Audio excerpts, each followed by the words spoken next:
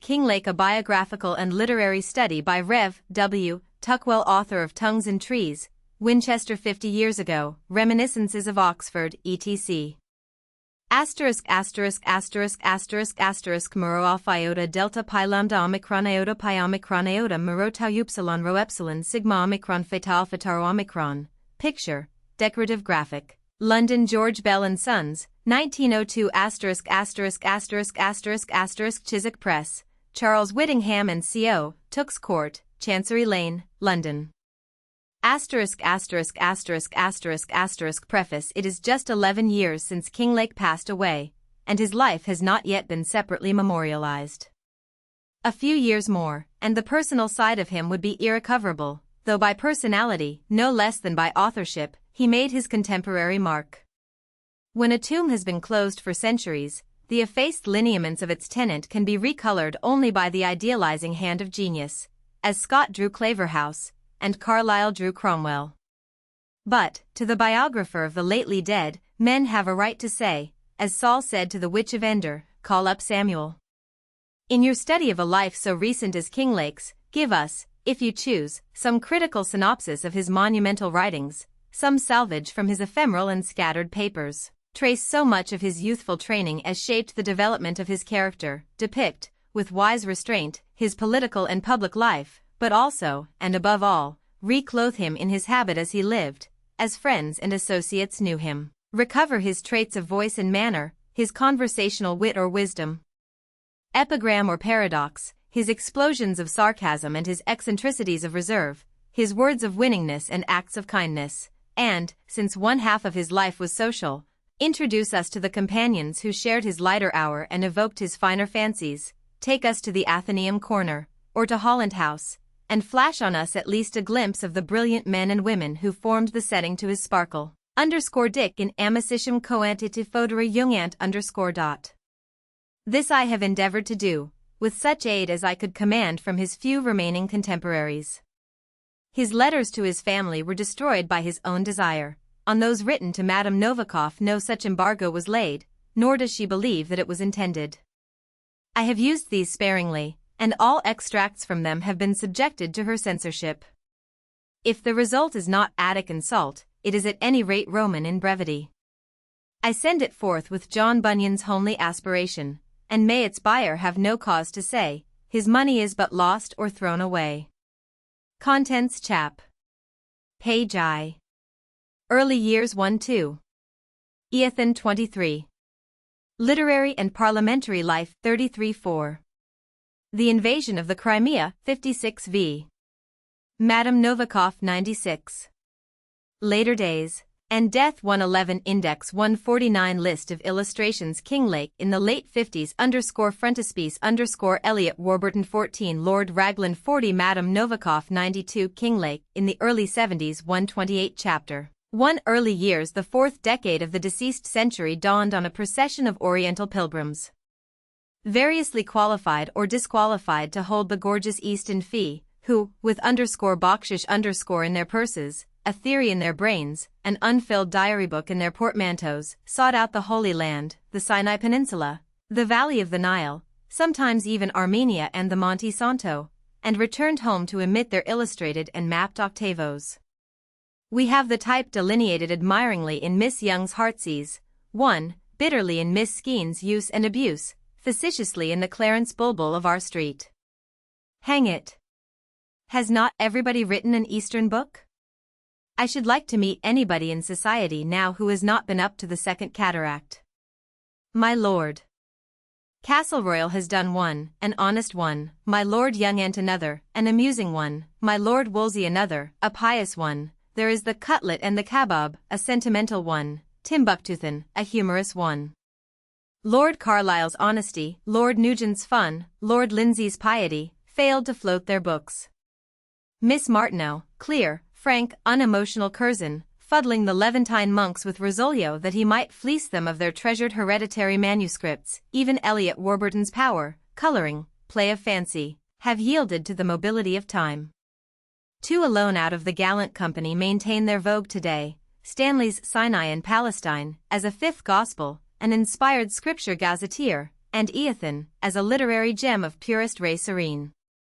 In 1898 a reprint of the first edition was given to the public, prefaced by a brief eulogium of the book and a slight notice of the author. It brought to the writer of the introduction not only kind and indulgent criticism, but valuable corrections, fresh facts, clues to further knowledge. These last have been carefully followed out. The unwary statement that Kinglake never spoke after his first failure in the House has been atoned by a careful study of all his speeches in and out of Parliament. His reviews in the Quarterly and elsewhere have been noted. Impressions of his manner and appearance at different periods of his life have been recovered from coeval acquaintances, his friend Hayward's letters, the numerous allusions in Lord Houghton's life, Mrs. Cross's lively chapters in Red Letter Days of My Life, Lady Gregory's interesting recollections of the Athenaeum Club in Blackwood of December, 1895, the somewhat slender notice in the Dictionary of National Biography, have all been carefully digested.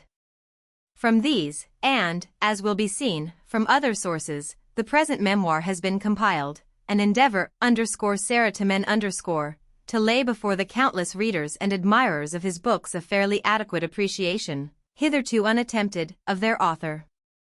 I have to acknowledge the great kindness of Canon William Warburton, who examined his brother Eliot's diaries on my behalf, obtained information from Dean Boyle and Sir M. Grant Duff, cleared up for me not a few obscure allusions in the Eothen pages. My highly valued friend, Mrs. Hamilton Kinglake, of Taunton, his sister-in-law, last surviving relative of his own generation, has helped me with facts which no one else could have recalled. To Mr. Escott, his old acquaintance and Somersetshire neighbour, I am indebted for recollections manifold and interesting, but above all I tender thanks to Madame Novikov, his intimate associate and correspondent during the last 20 years of his life, who has supplemented her brilliant sketch of him in La Nouvelle Revue of 1896 by oral and written information lavish in quantity and of paramount biographical value. Kinglake's external life, his literary and political career, his speeches, and the more fugitive productions of his pen, were recoverable from public sources, but his personal and private side, as it showed itself to the few close intimates who still survive, must have remained to myself and others meager, superficial, disappointing, without Madame Novikov's unreserved and sympathetic confidence. Alexander William Kinglake was descended from an old Scottish stock, the Kinlaches, who migrated to England with King James, and whose name was anglicised into Kinglake. Later on we find them settled on a considerable estate of their own at Saltmoor, near Boroughbridge, whence towards the close of the 18th century two brothers, moving southward, made their home in Taunton, Robert as a physician, William as a solicitor and banker. Both were of high repute, both begot famous sons. From Robert sprang the eminent parliamentary lawyer, Sergeant John Kinglake, at one time a contemporary with Cockburn and Crowder on the Western Circuit, and William Chapman Kinglake, who while at Trinity, Cambridge, won the Latin verse prize, Salix Babylonica, the English verse prizes on Byzantium and the taking of Jerusalem, in 1830 and 1832. Of William's sons the eldest was Alexander William, author of Eothen, the youngest Hamilton, for many years one of the most distinguished physicians in the west of England. Eothen, as he came to be called, was born at Taunton on the August 5, 1809, at a house called the Lawn. His father, a sturdy Whig, died at the age of 90 through injuries received in the hustings crowd of a contested election. His mother belonged to an old Somersetshire family, the Woodfords of Castle Carey. She, too, lived to a great age, a slight, neat figure in dainty dress, full of antique charm and grace. As a girl she had known Lady Hester Stanhope, who lived with her grandmother, Lady Chatham, at Burton Pynsent, her own father, Dr. Thomas Woodford, being Lady Chatham's medical attendant. 6. The future prophetess of the Lebanon was then a wild girl, scouring the countryside on bare-backed horses. She showed great kindness to Mary Woodford, afterwards Kinglake's mother. It was as his mother's son that she received him long afterwards at Jown. To his mother Kinglake was passionately attached, owed to her, as he tells us in Eothen, his home in the saddle and his love for Homer. A tradition is preserved in the family that on the day of her funeral, at a churchyard 5 miles away, he was missed from the household group reassembled in the mourning home. he was found to have ordered his horse, and galloped back in the darkness to his mother's grave. 40 years later he writes to Alexander Knox, "The death of a mother has an almost magical power of recalling the home of one's childhood, and the almost separate world that rests upon affection." Of his 2 sisters, one was well-read and agreeably talkative, noted by Thackeray as the cleverest woman he had ever met. The other, Mrs. Acton, was a delightful old esprit fort as I knew her in the 60s, pagan, I regret to say, but not a little resembling her brother in the point and manner of her wit. The family moved in his infancy to an old-fashioned handsome Wilton house, adjoining closely to the town, but standing amid spacious park-like grounds, and inhabited in after years by Kinglake's younger brother Hamilton, who succeeded his uncle in the medical profession and passed away, amid deep and universal regret, in 1898. Here during the 30s Sidney Smith was a frequent and a welcome visitor. It was in answer to old Mrs. Kinglake that he uttered his audacious _MOT_ on being asked if he would object, as a neighboring clergyman had done, to bury a dissenter, not bury dissenters? I should like to be burying them all day.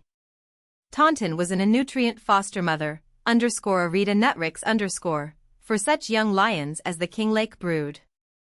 200 years before it had been a prosperous and famous place, its woolen and kersey trades, with the population they supported, ranking it as 8th in order among English towns.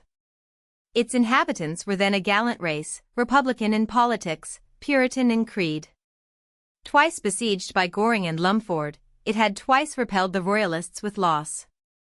It was the centre of Monmouth's rebellion and of Geoffrey's vengeance. The suburb of Tangier, hard by its ancient castle, still recalls the time when Colonel Kirke and his regiment of lambs were quartered in the town.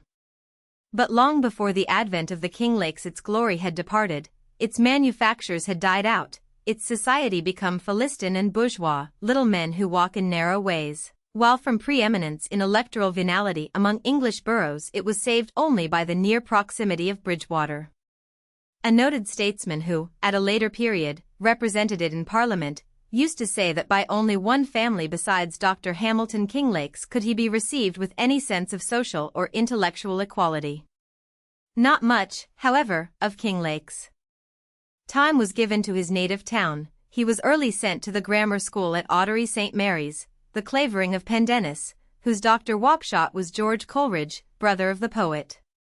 He was wont in after life to speak of this time with bitterness. A delicate child, he was starved on insufficient diet, and an eloquent passage in Eothen depicts his intellectual fall from the varied interests and expanding enthusiasm of liberal home teaching to the regulation gerund grinding and Procrustean discipline of school.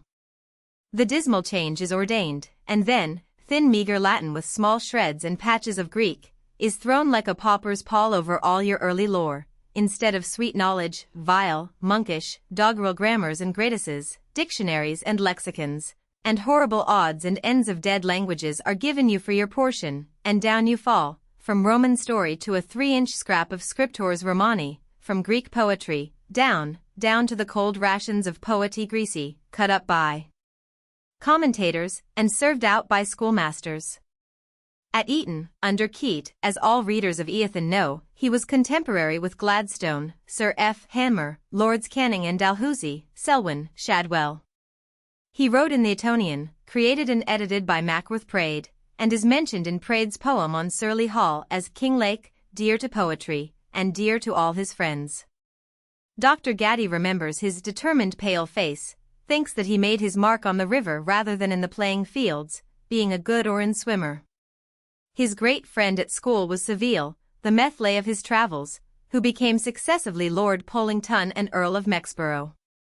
The Homeric lore which Methley exhibited in the Troad is curiously illustrated by an Eton story, that in a pugilistic encounter with Hoseason, afterwards an Indian cavalry officer, while the latter sate between the rounds upon his second's knee, Savile strutted about the ring, spouting Homer. Kinglake entered at Trinity, Cambridge, in 1828, among an exceptionally brilliant set: Tennyson, Arthur Hallam, John Sterling, Trench, Spedding, Spring Rice, Charles Buller, Maurice, Monckton Milnes, J. M. Kemble, Brookfield, Thompson. With none of them does he seem in his undergraduate days to have been intimate. Probably then, as afterwards, he shrank from camaraderie shared Byron's distaste for enthusiasm, naturally cynical and self-contained, was repelled by the spiritual fervor, incessant logical collision, aggressive tilting at abuses of those young apostles, already yearning for the large excitement that the coming years would yield, eager-hearted as a boy when first he leaves his father's field, waxing ever daily, as Sterling exhorted, in religion and radicalism.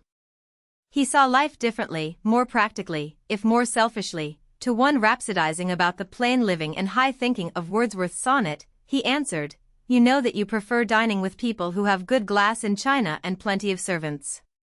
For Tennyson's poetry he even then felt admiration, quotes, nay, misquotes, in Eothen, from the little-known Timbuktu, 12a, and from Locksley Hall, and supplied long afterwards an incident adopted by Tennyson in Enoch Arden. Once likewise in the ringing of his ears though faintly, merrily, far and far away, he heard the pealing of his parish bells, 12b, from his own experience in the desert, when on a Sunday, amid overpowering heat and stillness, he heard the Marlin bells of Taunton peal for morning church.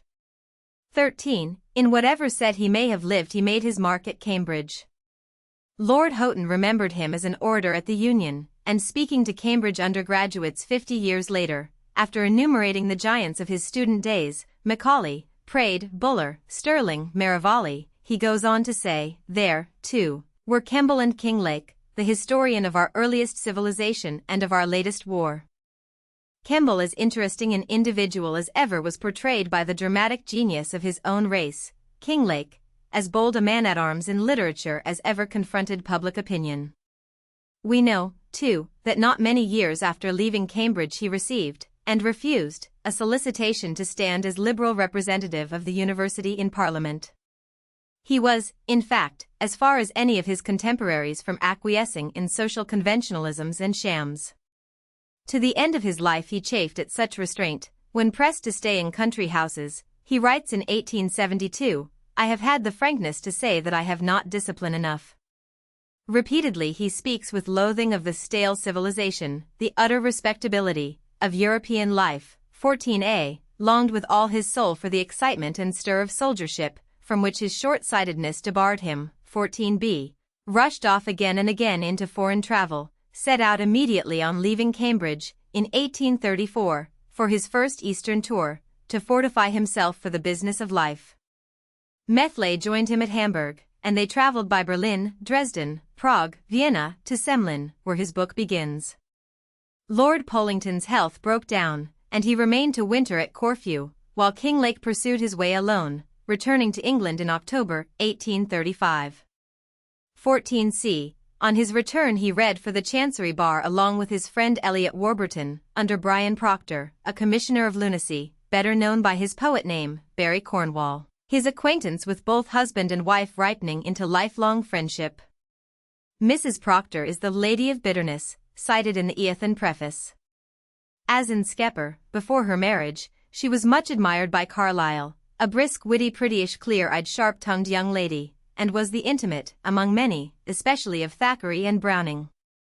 In epigrammatic power she resembled Kinglake, but while his acrid sayings were emitted with gentlest aspect and with softest speech, while, like Byron's Lambro, he was the mildest mannered man that ever scuttled ship or cut a throat, with such true breeding of a gentleman, you never could divine his real thought. Her sarcasms rang out with a resonant clearness that enforced and aggravated their severity.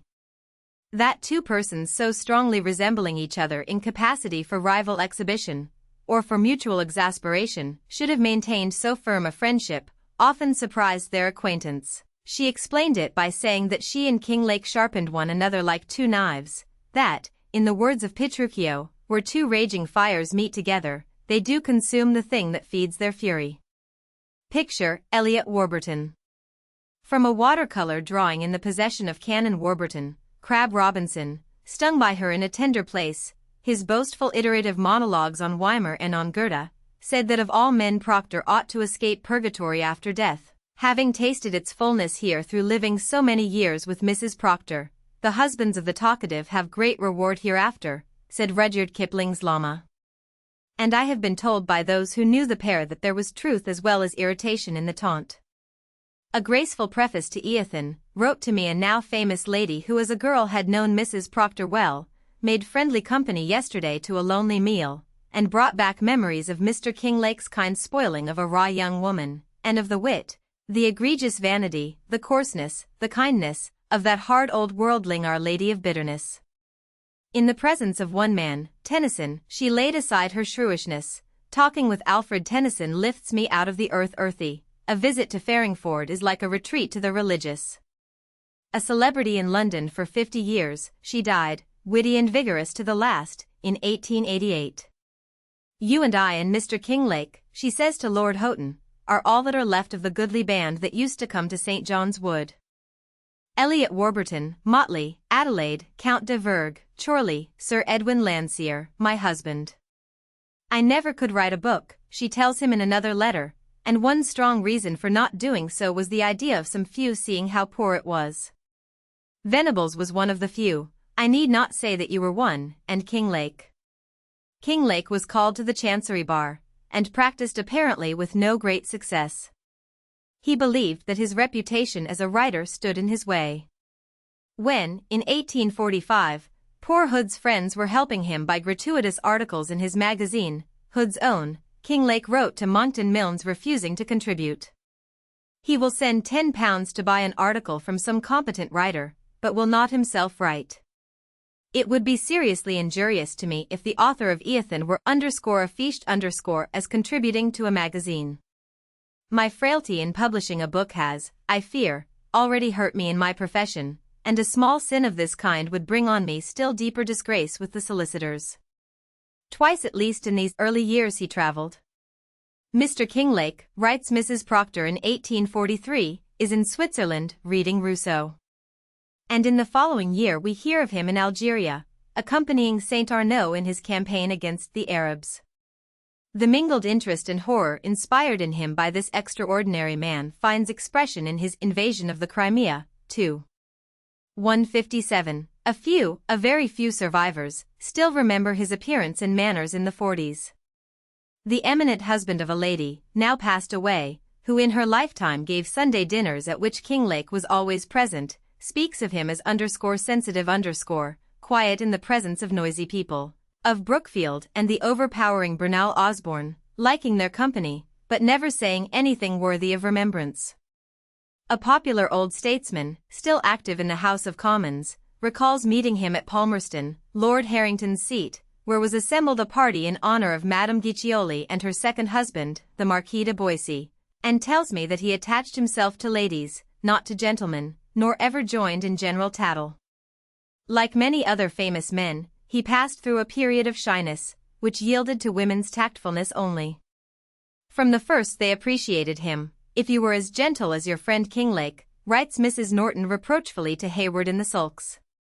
Another coeval of those days calls him handsome, an epithet I should hardly apply to him later, slight, not tall, sharp-featured, with dark hair well tended, always modishly dressed after the fashion of the 30s, the fashion of Bulwer's exquisites, or of H.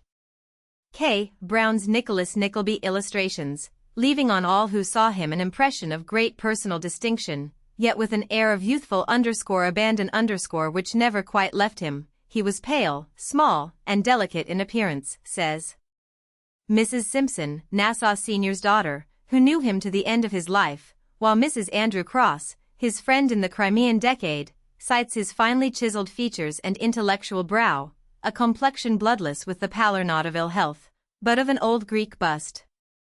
Chapter 2. Eothen appeared in 1844. Twice, Kinglake tells us, he had essayed the story of his travels, twice abandoned it under a sense of strong disinclination to write. A third attempt was induced by an entreaty from his friend Eliot Warburton, himself projecting an Eastern tour, and to Warburton in a characteristic preface the narrative is addressed. The book, when finished, went the round of the London market without finding a publisher.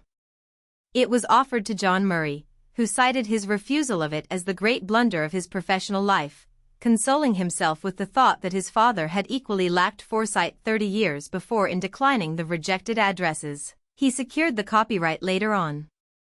It was published in the end by a personal friend, Olivier, of Pall Mall, Kinglake paying £50. To cover risk of loss, even worse terms than were obtained by Warburton 2 years afterwards from Colburn, who owned in the 50s to having cleared £6,000 by the Crescent and the Cross. The volume was an octavo of 418 pages. The curious folding plate which forms the frontispiece was drawn and colored by the author, and was compared by the critics to a tea tray. In front is Mustafa the Tatar. The two foremost figures in the rear stand for accomplished misery, whom Kinglake was delighted to recognize long afterwards as a flourishing hotel keeper in Constantinople, and Steele, the Yorkshire servant, in his striped pantry jacket, looking out for gentlemen's seats. Behind are Methley, Lord Pollington, in a broad-brimmed hat, and the booted leg of Kinglake, who modestly hid his figure by a tree, but exposed his foot, of which he was very proud. Of the other characters, Our Lady of Bitterness was Mrs. Proctor, Carrigaholt was Henry Stuart Burton of Carrigaholt, County Clare. Here and there are allusions, obvious at the time, now needing a scholiast, which have not in any of the reprints been explained. In their ride through the Balkans they talked of old Eton days. We bullied Keat, and scoffed at Larry Miller and Oakes. We rode along loudly laughing, and talked to the grave Servian forest as though it were the Brocas clump. 22. Keat requires no interpreter. Oakes was an Eton tutor, afterwards provost of King's. Larry or Laurie Miller was an old tailor in Keats Lane who used to sit on his open shopboard, facing the street, a mark for the compliments of passing boys, as frolicsome youngsters in the days of Addison and Steele, as high school lads in the days of Walter Scott, were accustomed to smoke the cobbler. The Brocas was a meadow sacred to badger baiting and cat hunts. The badgers were kept by a certain Jemmy Flowers, who charged 6d for each draw. Puss was turned out of a bag and chased by dogs, her chance being to reach and climb a group of trees near the river, known as the Brocas Clump. Of the quotations, a Yorkshireman Hippodamoio, page 35, is, I am told, an _obiter dictum of Sir Francis Doyle. Striving to attain, etc., page 33, is taken not quite correctly from Tennyson's Timbuktu. Our crew were a solemn company, page 57, is probably a reminiscence of We were a gallant company in the Siege of Corinth. For the own armchair of our lyrists Sweet Lady in, page 161, see the poem, My Own Armchair in Barry Cornwall's English Lyrics. Proud Marie of Anjou, page 96, and Single Sin, page 121, are unintelligible. A friend once asked Kinglake to explain the former, but received for answer, oh, that is a private thing. It may, however, have been a pet name for little Marie de Viery, Proctor's niece, and the _share Amy _ of his verse, whom Eothen must have met often at his friend's house. The Saint Simonians of page 83 were the disciples of Comte de Saint-Simon, a Parisian reformer in the latter part of the 18th century, who endeavored to establish a social republic based on capacity and labor. Père Enfantin was his disciple. The mystic mother was a female messiah, expected to become the parent of a new savior. Sir Robert once said a good thing, page 93, refers possibly to Sir Robert Peel, not famous for epigram, whose one good thing is said to have been bestowed upon a friend before Croker's portrait in the Academy. Wonderful likeness, said the friend, it gives the very quiver of the mouth. Yes, said Sir Robert, and the arrow coming out of it. Or it may mean Sir Robert Inglis, Peel's successor at Oxford, more noted for his genial kindness and for the perpetual bouquet in his buttonhole at a date when such ornaments were not worn, than for capacity to conceive and say good things. In some mischievous lines describing the Oxford election where Inglis supplanted Peel, Macaulay wrote and then said all. The doctors sitting in the divinity school, not this man, but Sir Robert, now Sir Robert was a fool. But in the 5th and later editions Kinglake altered it to Sir John. By a curious oversight in the first 2 editions, page 41, _Jove_ was made to gaze on Troy from Samothrace, it was rightly altered to Neptune in the 3rd, and Eagle Eye of Jove in the following sentence was replaced by Dread Commoter of our globe. The phrase a natural chifney bit, page 109, I have found unintelligible today through lapse of time even to professional equestrians and stable keepers. Samuel Chifney, a famous rider and trainer, was born in 1753, and won the Derby on Skyscraper in 1789. He managed the Prince of Wales's stud, was the subject of discreditable insinuations, and was called before the Jockey Club.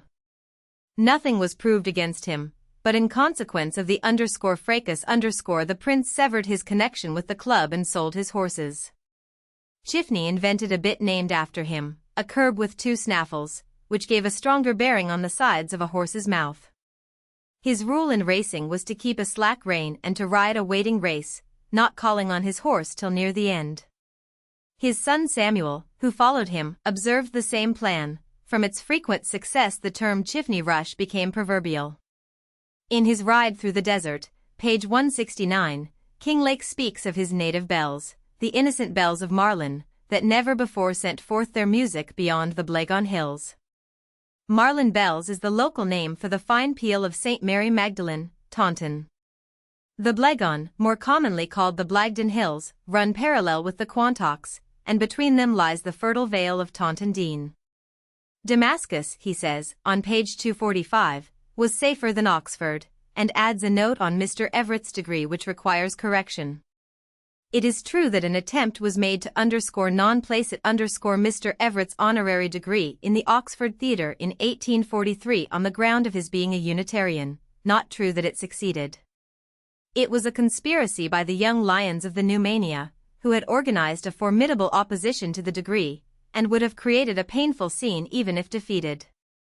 But the proctor of that year, Jelf, happened to be the most hated official of the century, and the furious groans of undergraduate displeasure at his presence, continuing unabated for 3/4 of an hour, compelled Winter, the vice-chancellor, to break up the assembly, without recitation of the prizes, but not without conferring the degrees in dumb show. Unconscious Mr. Everett smilingly took his place in red gown among the doctors, the vice-chancellor asserting afterwards, what was true in the letter though not in the spirit, that he did not hear the non-placets . So while Everett was obnoxious to the Puseyites, Jelf was obnoxious to the undergraduates. The cannonade of the angry youngsters drowned the odium of the theological malcontents. In the words of Bombasts, another lion gave another roar, and the first lion bought the last a boar. The popularity of Eothen is a paradox. It fascinates by violating all the rules which convention assigns to Viatic narrative. It traverses the most affecting regions of the world, and describes no one of them, the Troad, and we get only his childish raptures over Pope's Homer's Iliad, Stambul, and he recounts the murderous services rendered by the Golden Horn to the assassin whose _Serail_ palace, council chamber, it washes, Cairo, but the plague shuts out all other thoughts, Jerusalem, but pilgrims have vulgarized the Holy Sepulchre into a Bartholomew Fair. He gives us everywhere, not history, antiquities, geography, description, statistics, but only Kinglake only his own sensations, thoughts, experiences. We are told not what the desert looks like, but what journeying in the desert feels like. From morn till eve you sit aloft upon your voyaging camel, the risen sun, still lenient on your left, mounts vertical and dominant, you shroud head and face in silk, your skin glows, shoulders ache, Arabs moan, and still moves on the sighing camel with his disjointed awkward dual swing, till the sun once more descending touches you on the right, your veil is thrown aside, your tent is pitched, books, maps, cloaks, toilet luxuries, litter your spread-out rugs, you feast on scorching toast and fragrant, 28, tea, sleep sound and long, then again the tent is drawn, the comforts packed, civilization retires from the spot she had for a single night annexed, and the genius of the desert stalks in. Herein, in these subjective chatty confidences, is part of the spell he lays upon us. While we read we are _ the East. Other books, as Warburton says, tell us about the East, this is the East itself. And yet in his company we are always Englishmen in the East, behind Servian, Egyptian, Syrian, desert realities, is a background of English scenery, faint and unobtrusive yet persistent and horizoning. In the Danubian forest we talk of past schooldays. The Balkan plain suggests an English park, its trees planted as if to shut out some infernal fellow creature in the shape of a new-made squire. Jordan recalls the Thames, the Galilean lake, Windermere, the Via Dolorosa, Bond Street, the fresh toast of the desert bivouac, an eaten breakfast. The hungry questing jackals are the place hunters of Bridgewater and Taunton, the Damascus Gardens, a neglected English manor from which the family has been long abroad, in the fierce, dry desert air are heard the marlin bells of home, calling to morning prayer the prim congregation in far-off St. Mary's parish. And a not less potent factor in the charm is the magician's self who wields it, shown through each passing environment of the narrative, the shy, haughty, imperious solitary, a sort of Byron in the desert, of cultured mind and eloquent speech, headstrong and not always amiable, hiding sentiment with cynicism, yet therefore irresistible all the more when he condescends to endear himself by his confidence. He meets the plague and its terrors like a gentleman, but shows us, through the vicarious torments of the cowering Levantine, that it was courage and coolness, not insensibility, which bore him through it. A foe to marriage, compassionating Carrigaholt is doomed to travel Vetturini-wise, pitying the Dead Sea goatherd for his ugly wife, reveling in the meek surrender of the 3 young men whom he sees led to the altar in Suez. He is still the frank, susceptible, gallant bachelor, observantly and critically studious of female charms, of the magnificent yet formidable Smyrniotes, eyes, brow, nostrils, throat, sweetly turned lips, alarming in their latent capacity for fierceness, pride, passion, power, of the Moslem women in Nablus, so handsome that they could not keep up their yashmaks, of Cypriot witchery in hair, shoulder slope, tempestuous fold of roe. He opines as he contemplates the plain, clumsy Arab wives that the fine things we feel and say of women apply only to the good-looking and the graceful. His memory wanders off ever and again to the muslin sleeves and bodices and sweet chemisettes in distant England. In hands sensual and vulgar the allusions might have been coarse, the dilatings unseemly, but the taste which is the feminine of genius, the self-respecting gentleman-like instinct, innocent at once and playful, keeps the voluptuary out of sight, teaches, as Imogen taught Iachimo, the wide difference twixt amorous and villainous. Add to all these elements of fascination the unbroken luxuriance of style, the easy flow of casual epigram or negligent simile, Greek holy days not kept holy but kept stupid. The mule who forgot that his rider was a saint and remembered that he was a tailor, the pilgrims transacting their salvation at the Holy Sepulchre, the frightened, wavering guard at Sadly, not shrinking back or running away, but looking as if the pack were being shuffled, each man desirous to change places with his neighbor, the white man's unresisting hand passed round like a claret jug by the hospitable Arabs, the travelers dripping from a Balkan storm compared to men turned back by the Humane Society as being incurably drowned.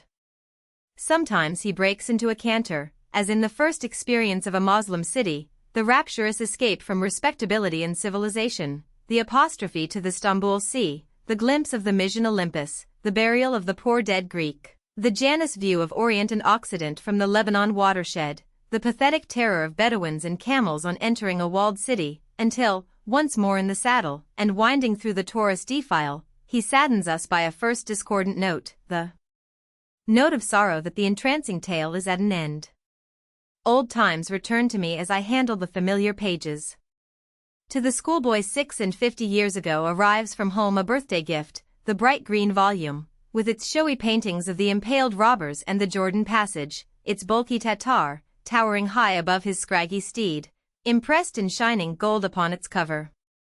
Read, borrowed, handed round, it is devoured and discussed with fifth-form critical presumption, the adventurous audacity arresting, the literary charm not analyzed but felt, the vivid personality of the old Etonian winged with public school Freemasonry. Scarcely in the acquired insight of all the intervening years could those who enjoyed it then more keenly appreciate it today. Transcendent gift of genius. To gladden equally with self-same words the reluctant inexperience of boyhood and the fastidious judgment of maturity. Delightful self-accountant reverence of authorcraft, which wields full knowledge of a shattuck-tainted world, yet presents no license to the prurient lad, reveals no trail to the suspicious moralist. Chapter 3 Literary and Parliamentary Life. Kinglake returned from Algiers in 1844 to find himself famous both in the literary and social world, for his book had gone through 3 editions and was the universal theme. Lockhart opened to him the quarterly. Who is Ethan? Wrote Macvie Napier, editor of the Edinburgh, to Hayward. I know he is a lawyer and highly respectable, but I should like to know a little more of his personal history. He is very clever but very peculiar.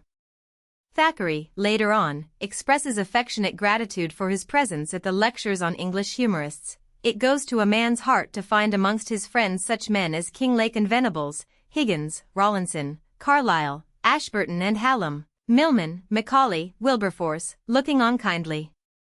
He dines out in all directions, himself giving dinners at Long's Hotel. Did you ever meet Kinglake at my rooms? Writes Monckton Milnes to McCarthy. He has had immense success. I now rather wish I had written his book, which I could have done, at least nearly . We are reminded of Charles Lamb. Here's Wordsworth says he could have written Hamlet, if he had had a mind . A delightful Voltairian volume, Milnes elsewhere calls it. Eothen was reviewed in the Quarterly by Eliot Warburton. Other books, he says, contain facts and statistics about the East. This book gives the East itself in vital actual reality. Its style is conversational, or the soliloquy rather of a man convincing and amusing himself as he proceeds, without reverence for others' faith, or lenity towards others' prejudices. It is a real book, not a sham. It equals Anastasius, rivals Vathek. Its terseness, vigor, bold imagery recall the grand style of Fuller and of South, to which the author adds a spirit, freshness, delicacy, all his own. Kinglake, in turn, reviewed the Crescent and the Cross in an article called The French Lake. From a cordial notice of the book he passes to a history of French ambition in the Levant. It was Bonaparte's fixed idea to become an Oriental conqueror, a second Alexander, Egypt in his grasp, he would pass on to India. He sought alliance against the English with Tipu Saib, and spent whole days stretched upon maps of Asia. He was baffled, first at Abukir, then at Acre, but the partition of Turkey at Tilsit showed that he had not abandoned his design. To have refrained from seizing Egypt after his withdrawal was a political blunder on the part of England. By far the most charming of Kinglake's articles was a paper on the rights of women, in the Quarterly Review of December, 1844.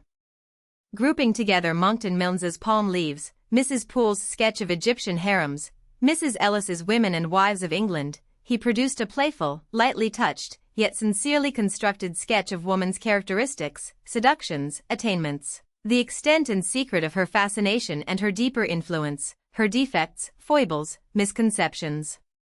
He was greatly vexed to learn that his criticism of Palm Leaves was considered hostile, and begged Warburton to explain.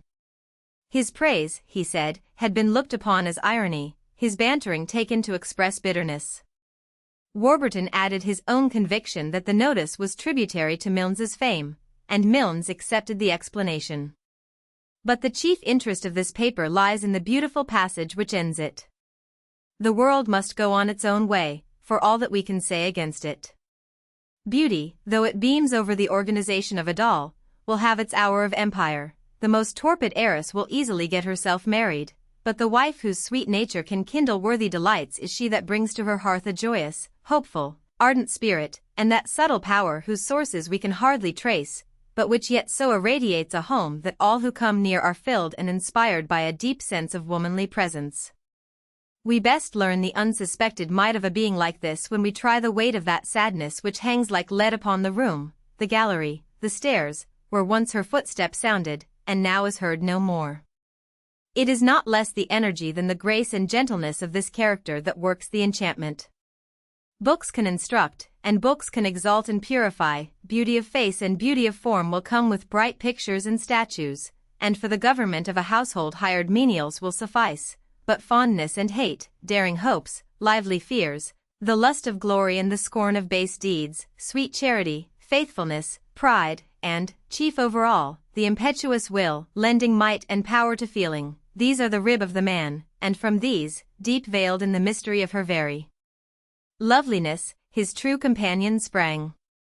A being thus ardent will often go wrong in her strenuous course, will often alarm, sometimes provoke, will now and then work mischief and even perhaps grievous harm, but she will be our own Eve after all, the sweet-speaking tempter whom heaven created to be the joy and the trouble of this pleasing anxious existence, to shame us away from the hiding places of a slothful neutrality, and lead us abroad in the world, men militant here on earth, enduring quiet, content with strife, and looking for peace hereafter. 37 Beautiful words indeed. How came the author of a tribute so caressingly appreciative, so eloquently sincere, to remain himself outside the gates of paradise? How could the pen which in the Crimean chapter on the holy shrines traced so exquisitely the delicate fancifulness of purest sexual love, perpetrate that elaborate sneer over the bachelor obsequies of Carrigaholt, the lowly grave?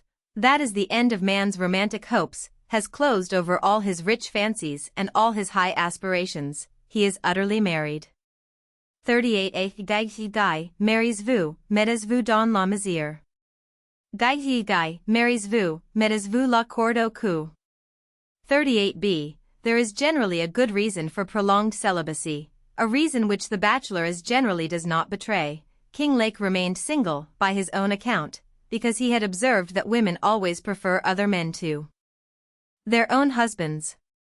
Yet, although unmarried, perhaps because unmarried, he heartily admired many clever women, formed with them sedate but genuine friendships, the _l'amour sans ales _, sometimes called Platonic by persons who have not read Plato, found in their illogical clear-sightedness, in their gamma chinuomicroniode alpha, to use the master's own untranslatable phrase, a titillating stimulus which he missed in men. He thought that the church should ordain priestesses as well as priests, the former to be the Egerias of men, as the latter are the pontiffs of women. And Lady Gregory tells us, that when attacked by gout, he wished for the solace of a lady doctor, and wrote to one asking if gout were beyond her scope.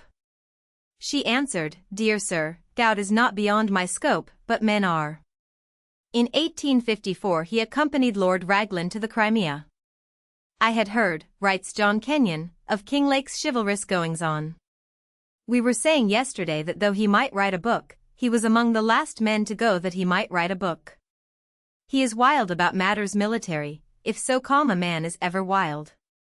He had hoped to go in an official position as non-combatant, but this was refused by the authorities.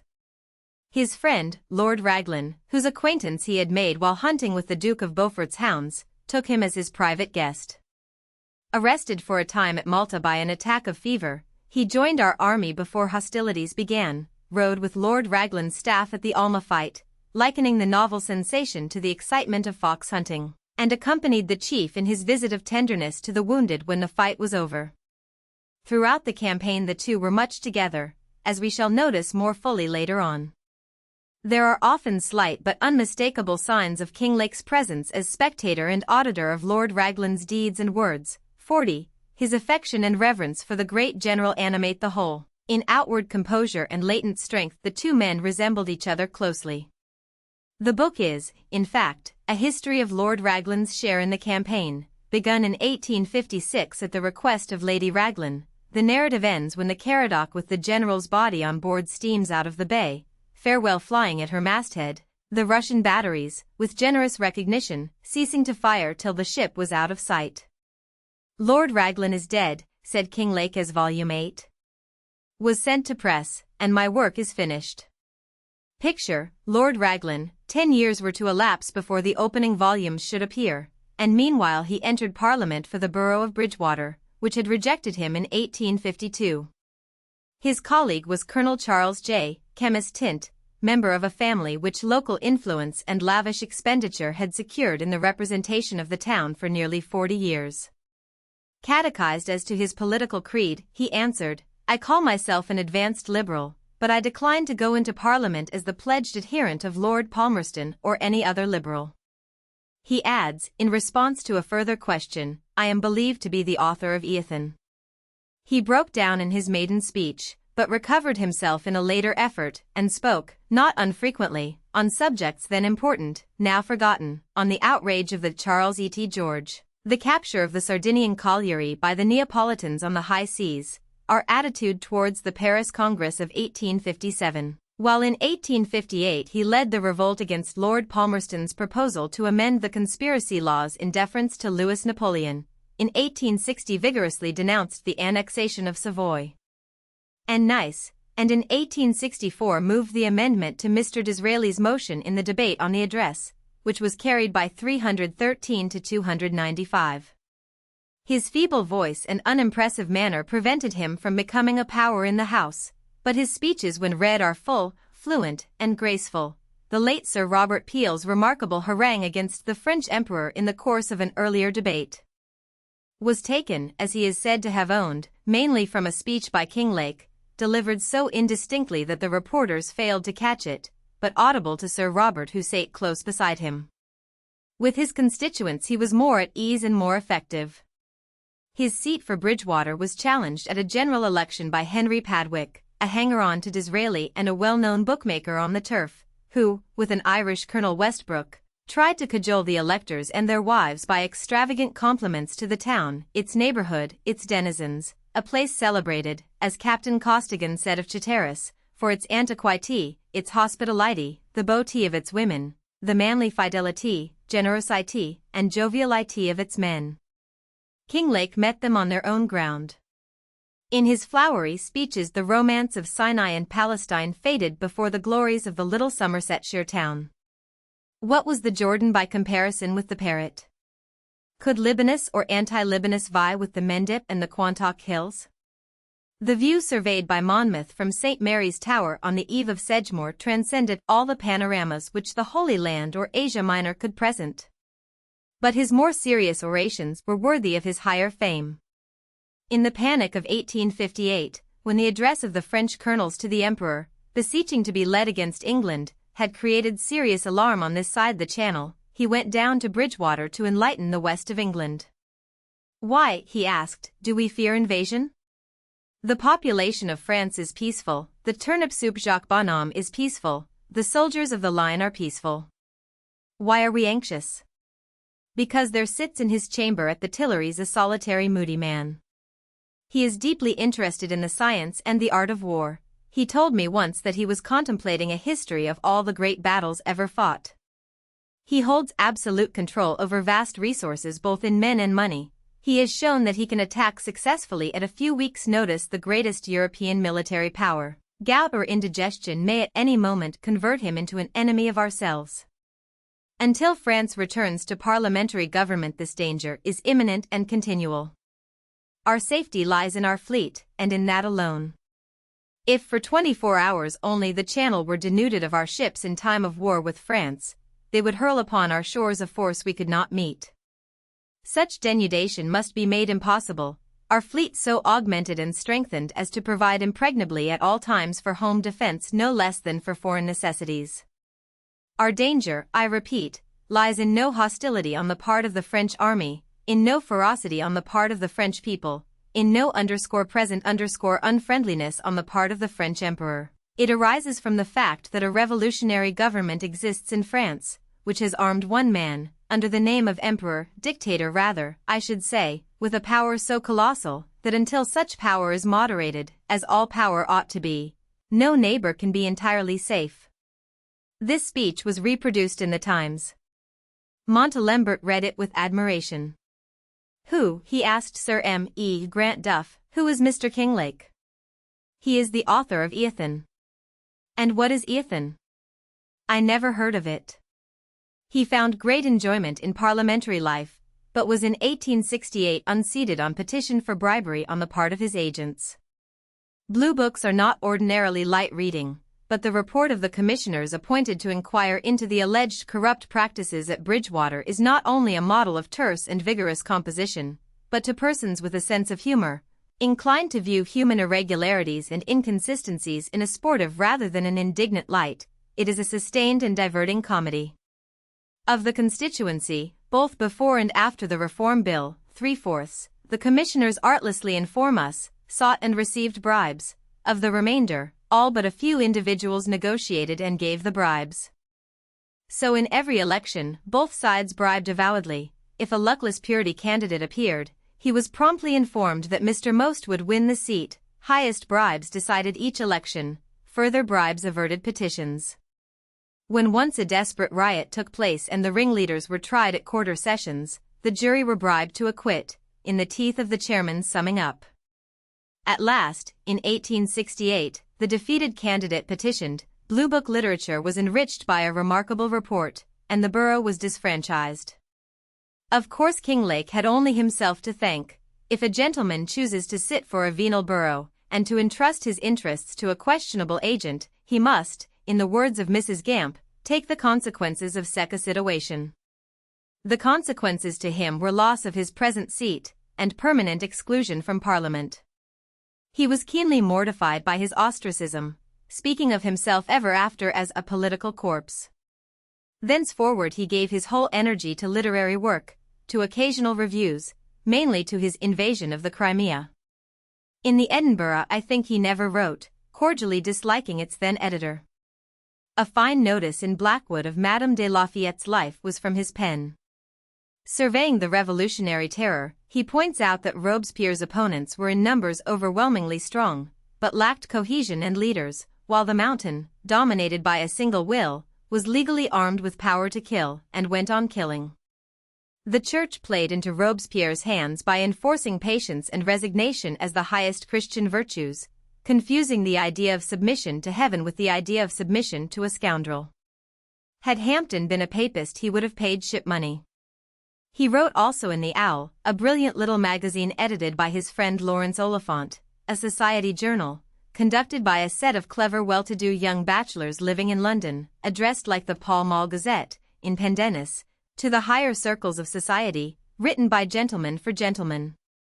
When the expenses of production were paid, the balance was spent on a whitebait dinner at Greenwich, and on offerings of flowers and jewellery to the lady guests invited. It came to an end, leaving no successor equally brilliant, high-toned, wholesome. Its collected numbers figure sometimes at a formidable price in sales and catalogues. 47. The first 2 volumes of his Crimea had appeared in 1863. They were awaited with eager expectation. An elaborate history of the war had been written by a Baron de Bazincourt, condemned as unfair and unreliable by English statesmen, and severely handled in our reviews. So the wish was felt everywhere for some record less ephemeral, which should render the tale historically, and counteract Bazincourt's misstatements. "I hear," wrote the Duke of Newcastle, "that Kinglake has undertaken the task. He has a noble opportunity of producing a textbook for future history, but to accomplish this it must be stoically impartial. The beauty of their style, the merciless portraiture of the Second Empire, the unparalleled diorama of the Alma fight, combined to gain for these first 24 chapters an immediate vogue as emphatic and as widely spread as that which saluted the opening of Macaulay's history. None of the later volumes, though highly prized as battle narratives, quite came up to these.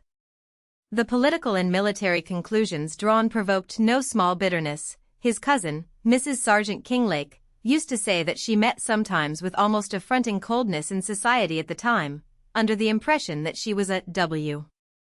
Kinglake's wife. Russians were, perhaps unfairly, dissatisfied. Tottleben, who knew and loved Kinglake well, pronounced the book a charming romance, not a history of the war. Individuals were aggrieved by its notice of themselves or of their regiments, statesmen chafed under the scientific analysis of their characters, or at the publication of official letters which they had intended but not required to be looked upon as confidential, and which the recipients had in all innocence communicated to the historian. Palmerstonians, excepting with their chief the man of December, were furious at the exposure of his basenesses. Lucas in the Times pronounced the work perverse and mischievous. The Westminster Review branded it as reactionary. The Quarterly, in an article ascribed to a H. Layard, condemned its style as labored and artificial, as palling from the sustained pomp and glitter of the language, as wearisome from the constant strain after minute dissection, declaring it further to be in every sense of the word a mischievous book. Blackwood, less unfriendly, surrendered itself to the beauty of the writing, satire so studied, so polished, so remorseless, and withal so diabolically entertaining, that we know not where in modern literature to seek such another philippic. Reeve, editor of the Edinburgh, wished Lord Clarendon to attack the book. He refused, but offered help, and the resulting article was due to the collaboration of the pair. It caused a prolonged coolness between Reeve and Kinglake, who at last ended the quarrel by a characteristic letter. "I observed yesterday that my malice, founded perhaps upon a couple of words, and now of 3 years' duration, had not engendered corresponding anger in you, and if my impression was a right one, I trust we may meet for the future on our old terms." On the other hand, the Saturday Review, then at the height of its repute and influence, vindicated in a powerful article Kinglake's Truth and Fairness, and a pamphlet by Hayward, called Mr. Kinglake and the Quarterlies, amused society by its furious onslaught upon the hostile periodicals, laid bare their animus, and exposed their misstatements. "If you rise in this tone," he began, in words of Lord Ellenborough when Attorney General, "I can speak as loudly and emphatically. I shall prosecute the case with all the liberality of a gentleman, but no tone or manner shall put me down." And the dissentient voices were drowned in the general chorus of admiration. German eulogy was extravagant, French republicanism was overjoyed, Englishmen, at home and abroad, read eagerly for the first time in close and vivid sequence events which, when spread over 30 months of daily newspapers, few had the patience to follow, none the qualifications to condense. Macaulay tells us that soon after the appearance of his own first volumes, a Mr. Crump from America offered him $500 if he would introduce the name of Crump into his history. An English gentleman and lady, from one of our most distant colonies, wrote to Kinglake a jointly signed pathetic letter, entreating him to cite in his pages the name of their only son, who had fallen in the Crimea. He at once consented, and asked for particulars, manner, time, place of the young man's death. The parents replied that they need not trouble him with details, these should be left to the historian's kind inventiveness. Whatever he might please to say in embellishment of their young hero's end they would gratefully accept. Unlike most authors, from Molière down to Dickens, he never read aloud to friends any portion of the unpublished manuscript, never, except to closest intimates, spoke of the book, or tolerated inquiry about it from others. When asked as to the progress of a volume he had in hand, he used to say, "That is really a matter on which it is quite out of my power even to inform myself," and I remember how once at a well-selected dinner party in the country, whither he came in good spirits and inclined to talk his best, a second-hand criticism on his book by a conceited parson, the official and incongruous element in the group, stiffened him into persistent silence. All England laughed, when Blackwood's memoirs saw the light, over his polite repulse of the kindly officious publisher, who wished, after his fashion, to criticize and finger and suggest. I am almost alarmed, as it were, at the notion of receiving suggestions. I feel that hints from you might be so valuable and so important, it might be madness to ask you beforehand to abstain from giving me any, but I am anxious for you to know what the dangers in the way of long delay might be, the result of even a few slight and possibly most useful suggestions. You will perhaps, after what I have said, think it best not to set my mind running in a new path, lest I should take to rewriting. Note, by the way, the slovenliness of this epistle, as coming from so great a master of style, that defect characterizes all his correspondence. He wrote for the press with all his singing robes about him, his letters were unrevised and brief. Mrs. Simpson, in her pleasant memories, ascribes to him the _eloquence du billet _ in a supreme degree.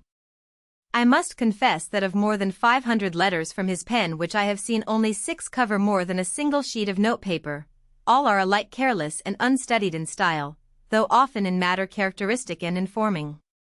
I am not by nature, he would say, a letter writer, and habitually think of the uncertainty as to who may be the reader of anything that I write. It is my fate, as a writer of history, to have before me letters never intended for my eyes, and this has aggravated my foible, and makes me a wretched correspondent. I should like very much to write letters gracefully and easily, but I can't, because it is contrary to my nature. I have got, he writes so early as 1873, to shrink from the use of the pen. To ask me to write letters is like asking a lame man to walk, it is not, as horse dealers say, the nature of the beast. When others talk to me charmingly, my answers are short, faltering, incoherent sentences, so it is with my writing. You, he says to another lady correspondent, have the pleasant faculty of easy, pleasant letter writing, in which I am wholly deficient.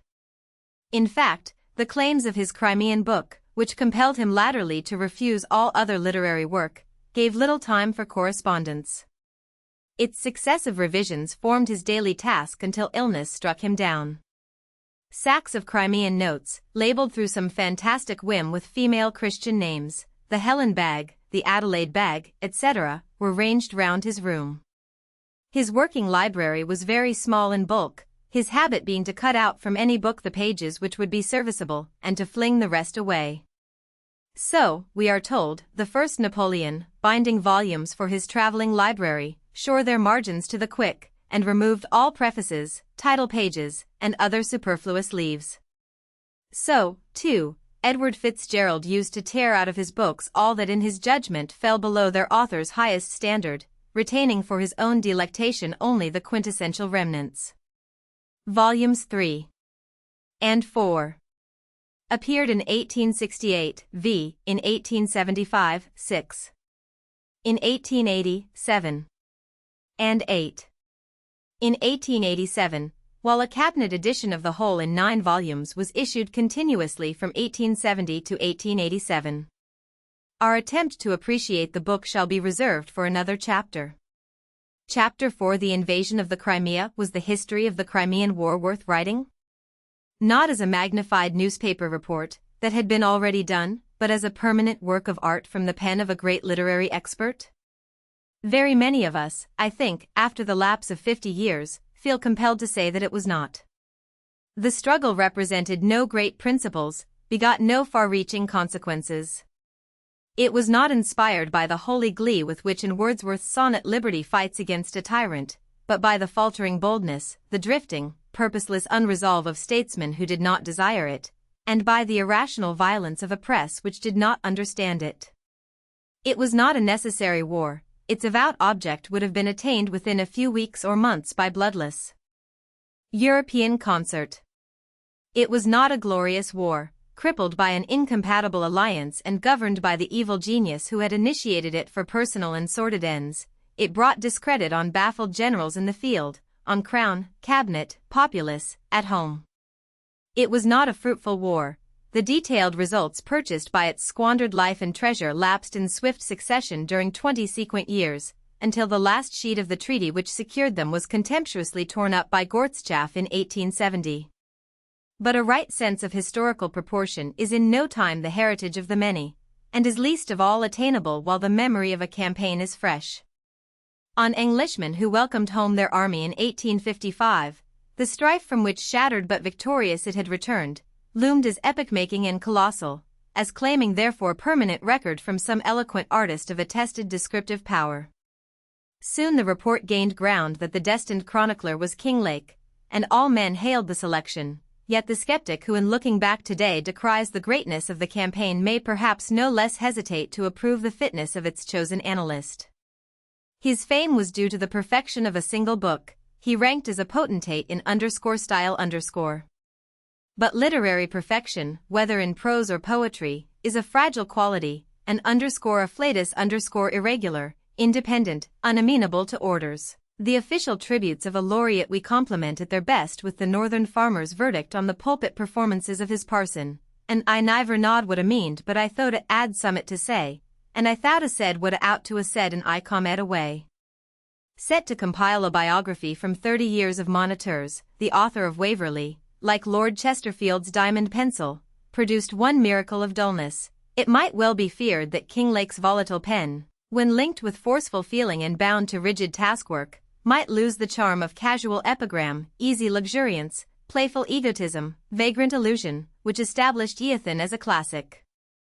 On the other hand, he had been for 20 years conversant with Eastern history, geography, politics, was, more than most professional soldiers, an adept in military science, had sate in the center of the campaign as its general's guest and comrade, was entrusted, above all, by Lady Raglan with the entire collection of her husband's papers, her wish, implied though not expressed, that they should be utilized for the vindication of the great field marshal's fame, he accepted as a sacred charge.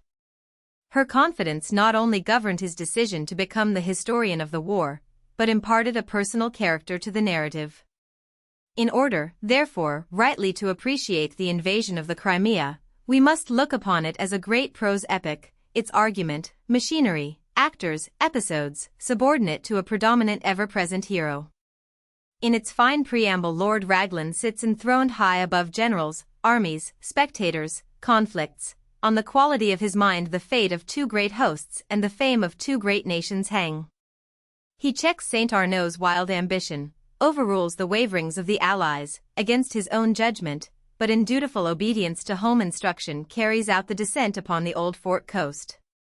The successful achievement of the perilous flank march is ascribed to the undivided command which, during 48 hours, accident had conferred upon him.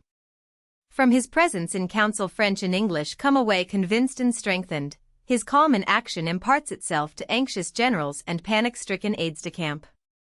Through Alma fight, from the high knoll to which happy audacity had carried him he rides the whirlwind and directs the storm. In the terrible crisis which sees the Russians breaking over the crest of Inkerman, in the ill-fated attack on the Great Redan where Le Sillé is killed, his apparent freedom from anxiety infects all around him and achieves redemption from disaster. 60. We see him in his moments of vexation and discomfiture, dissembling pain and anger under the stress of the French alliance, galled by Cathcart's disobedience, by the loss of the Light Brigade, by Lord Panmure's insulting, querulous, unfounded blame. We read his last dispatch, framed with wonted grace and clearness. Then, on the same day, we see the outworn frame break down, and follow mournfully 2 days later the afflicting details of his death. As the generals and admirals of the Allied forces stand round the dead hero's form, as the palled bier, draped in the flag of England, is carried from headquarters to the port, as the Caradoc, steaming away with her honored freight, flies out her farewell signal, the narrative abruptly ends. The months of the siege which still remained might be left to other hands or lapse untold. Troy had still to be taken when Hector died, but with his funeral dirge the Iliad closed, the blind bard's task was over, such honors Ilion to her hero paid, and peaceful slept the mighty Hector's shade. If the framework of the narrative is epic, its treatment is frequently dramatic. The usage of Europe in the opening pages is not so much a record as a personification of unwritten law. The great Elchi tramps the stage with a majesty sometimes bordering on fustian. Dramatic is the story of the sleeping cabinet. It was evening, a summer evening, one thinks of a world-famous passage in the De Corona, when the Duke of Newcastle carried to Richmond Lodge the fateful dispatch committing England to the war. Before the reading of the paper had long continued, all the members of the cabinet except a small minority were overcome with sleep. The few who remained awake were in a quiet, assenting frame of mind, and the dispatch received from the cabinet the kind of approval which is awarded to an unobjectionable sermon. Not less dramatic is Nolan's death, the unearthly shriek of the slain corpse erect in saddle with sword arm high in air, as the dead horseman rode still seated through the 13th Light Dragoons, the Minden yell of the 20th driving down upon the Iakoutsk battalion. The sustained and scathing satire on the Notre Dame Te Deum for the Boulevard Massacre. A simple dialogue, a commonplace necessary act, is staged sometimes for effect. Then Lord Stratford apprised the Sultan that he had a private communication to make to him. The pale Sultan listened. Whose was the mind which had freshly come to bear upon this part of the fight? Sir Colin Campbell was sitting in his saddle, the veteran was watching his time. The Emperor Nicholas was alone in his accustomed writing room. He took no counsel, he rang a bell. Presently an officer of his staff stood before him. To him he gave his order for the occupation of the principalities. This overpasses drama, it is melodrama. To the personal element which pervades the volumes great part of their charm is due. The writer never obtrudes himself, but leaves his presence to be discerned by the touches which attest an eyewitness. Through his observant nearness we watch the chief's demeanor and hear his words, see him turn scarlet with shame and anger when the brutal Zouaves carry outrage into the friendly Crimean village, witness his personal succor of the wounded Russian after Inkerman, hear his arch acceptance of the French courtesy, so careful always to yield the post of danger to the English, his go quietly to the excited aide-de-camp, 63, his good-humored reception of the scared and breathless messenger. From Durell's brigade, the 5 words spoken to Airy commanding the long-delayed advance across the Alma, the tranquil low voice which gave the order rescuing the staff from its unforeseen encounter with the Russian rear. He records Codrington's leap on his grey Arab into the breastwork of the great redoubt, Le Sillé's passionate energy in forcing his clustered regiment to open out, Miller's stentorian rally in reforming the Scots Greys after the Balaclava charge, Clark losing his helmet in the same charge, and creating amongst the Russians, as he plunged in bareheaded amongst their ranks, the belief that he was sheltered by some satanic charm. He notes on the Alma the singular pause of sound maintained by both armies just before the cannonade began, the first death of an artilleryman riding before his gun, a new sight to 9/10 of those who witnessed it. 64. The weird scream of exploding shells as they rent the air around. He crossed the Alma close behind Lord Raglan, cantering after him to the summit of a conspicuous hillock in the heart of the enemy's position, whence the mere sight of plumed English officers scared the Russian generals, and, followed soon by guns and troops, governed the issue of the fight. The general's manner was the manner of a man enlivened by the progress of a great undertaking without being robbed of his leisure. He spoke to me, I remember, about his horse. He seemed like a man who had a clue of his own and knew his way through the battle. When the last gun was fired, Kinglake followed the chief back, witnessed the wild burst of cheering accorded to him by the whole British army, a manifestation, Lord Berghurst tells us, which greatly distressed his modesty, and dined alone with him in his tent on the evening of the eventful day. If Lord Raglan was the Hector of the Crimean Iliad, its Agamemnon was Lord Stratford, King of Men, as Stanley called him in his funeral sermon at Westminster, king of distrustful home cabinets, nominally his masters, of scheming European embassies, of insulting Russian opponents, of presumptuous French generals, of false and fleeting pashas, _le Sultan _ say Lord Stratford _ said Saint Arnaud, of all men, whatever their degree, who entered his ambassadorial presence. Ascendancy was native to the man, while yet in his teens we find Etonian and Cambridge friends writing to him deferentially as to a critic and superior. At 24 he became minister to a court manageable only by high-handed authority and menace. He owned, and for the most part controlled, a violent temper. It broke bounds sometimes, to our great amusement as we read today, to the occasional discomfiture of _attaches _ or of dependents. 66. To the abject terror of Turkish sublimities who had outworn his patience. But he knew when to be angry. He could pulverize by fiery outbreaks the Reis Effendi and his master, Abdul-Mejid, but as plenipotentiary to the United States he could quench the terror of his beak, the lightning of his eye, disarming by his formal courtesy and winning by his obvious sincerity the suspicious and irritable John Quincy Adams. When Menshikov once insulted him, seeing that a quarrel at that moment would be fatal to his purpose, he pretended to be deaf, and left the Russian in the belief that his rude speech had not been heard.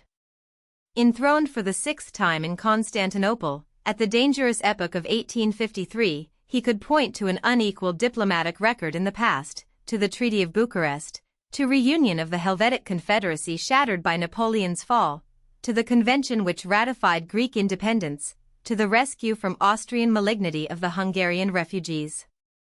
His conduct of the negotiations preceding the Crimean War is justly called the cornerstone of his career. At this moment of his greatness Kinglake encounters and describes him, through the brilliant chapters in his opening volume, as more fully later on through Mr. Lane Poole's admirable biography, the great Elchi is known to English readers.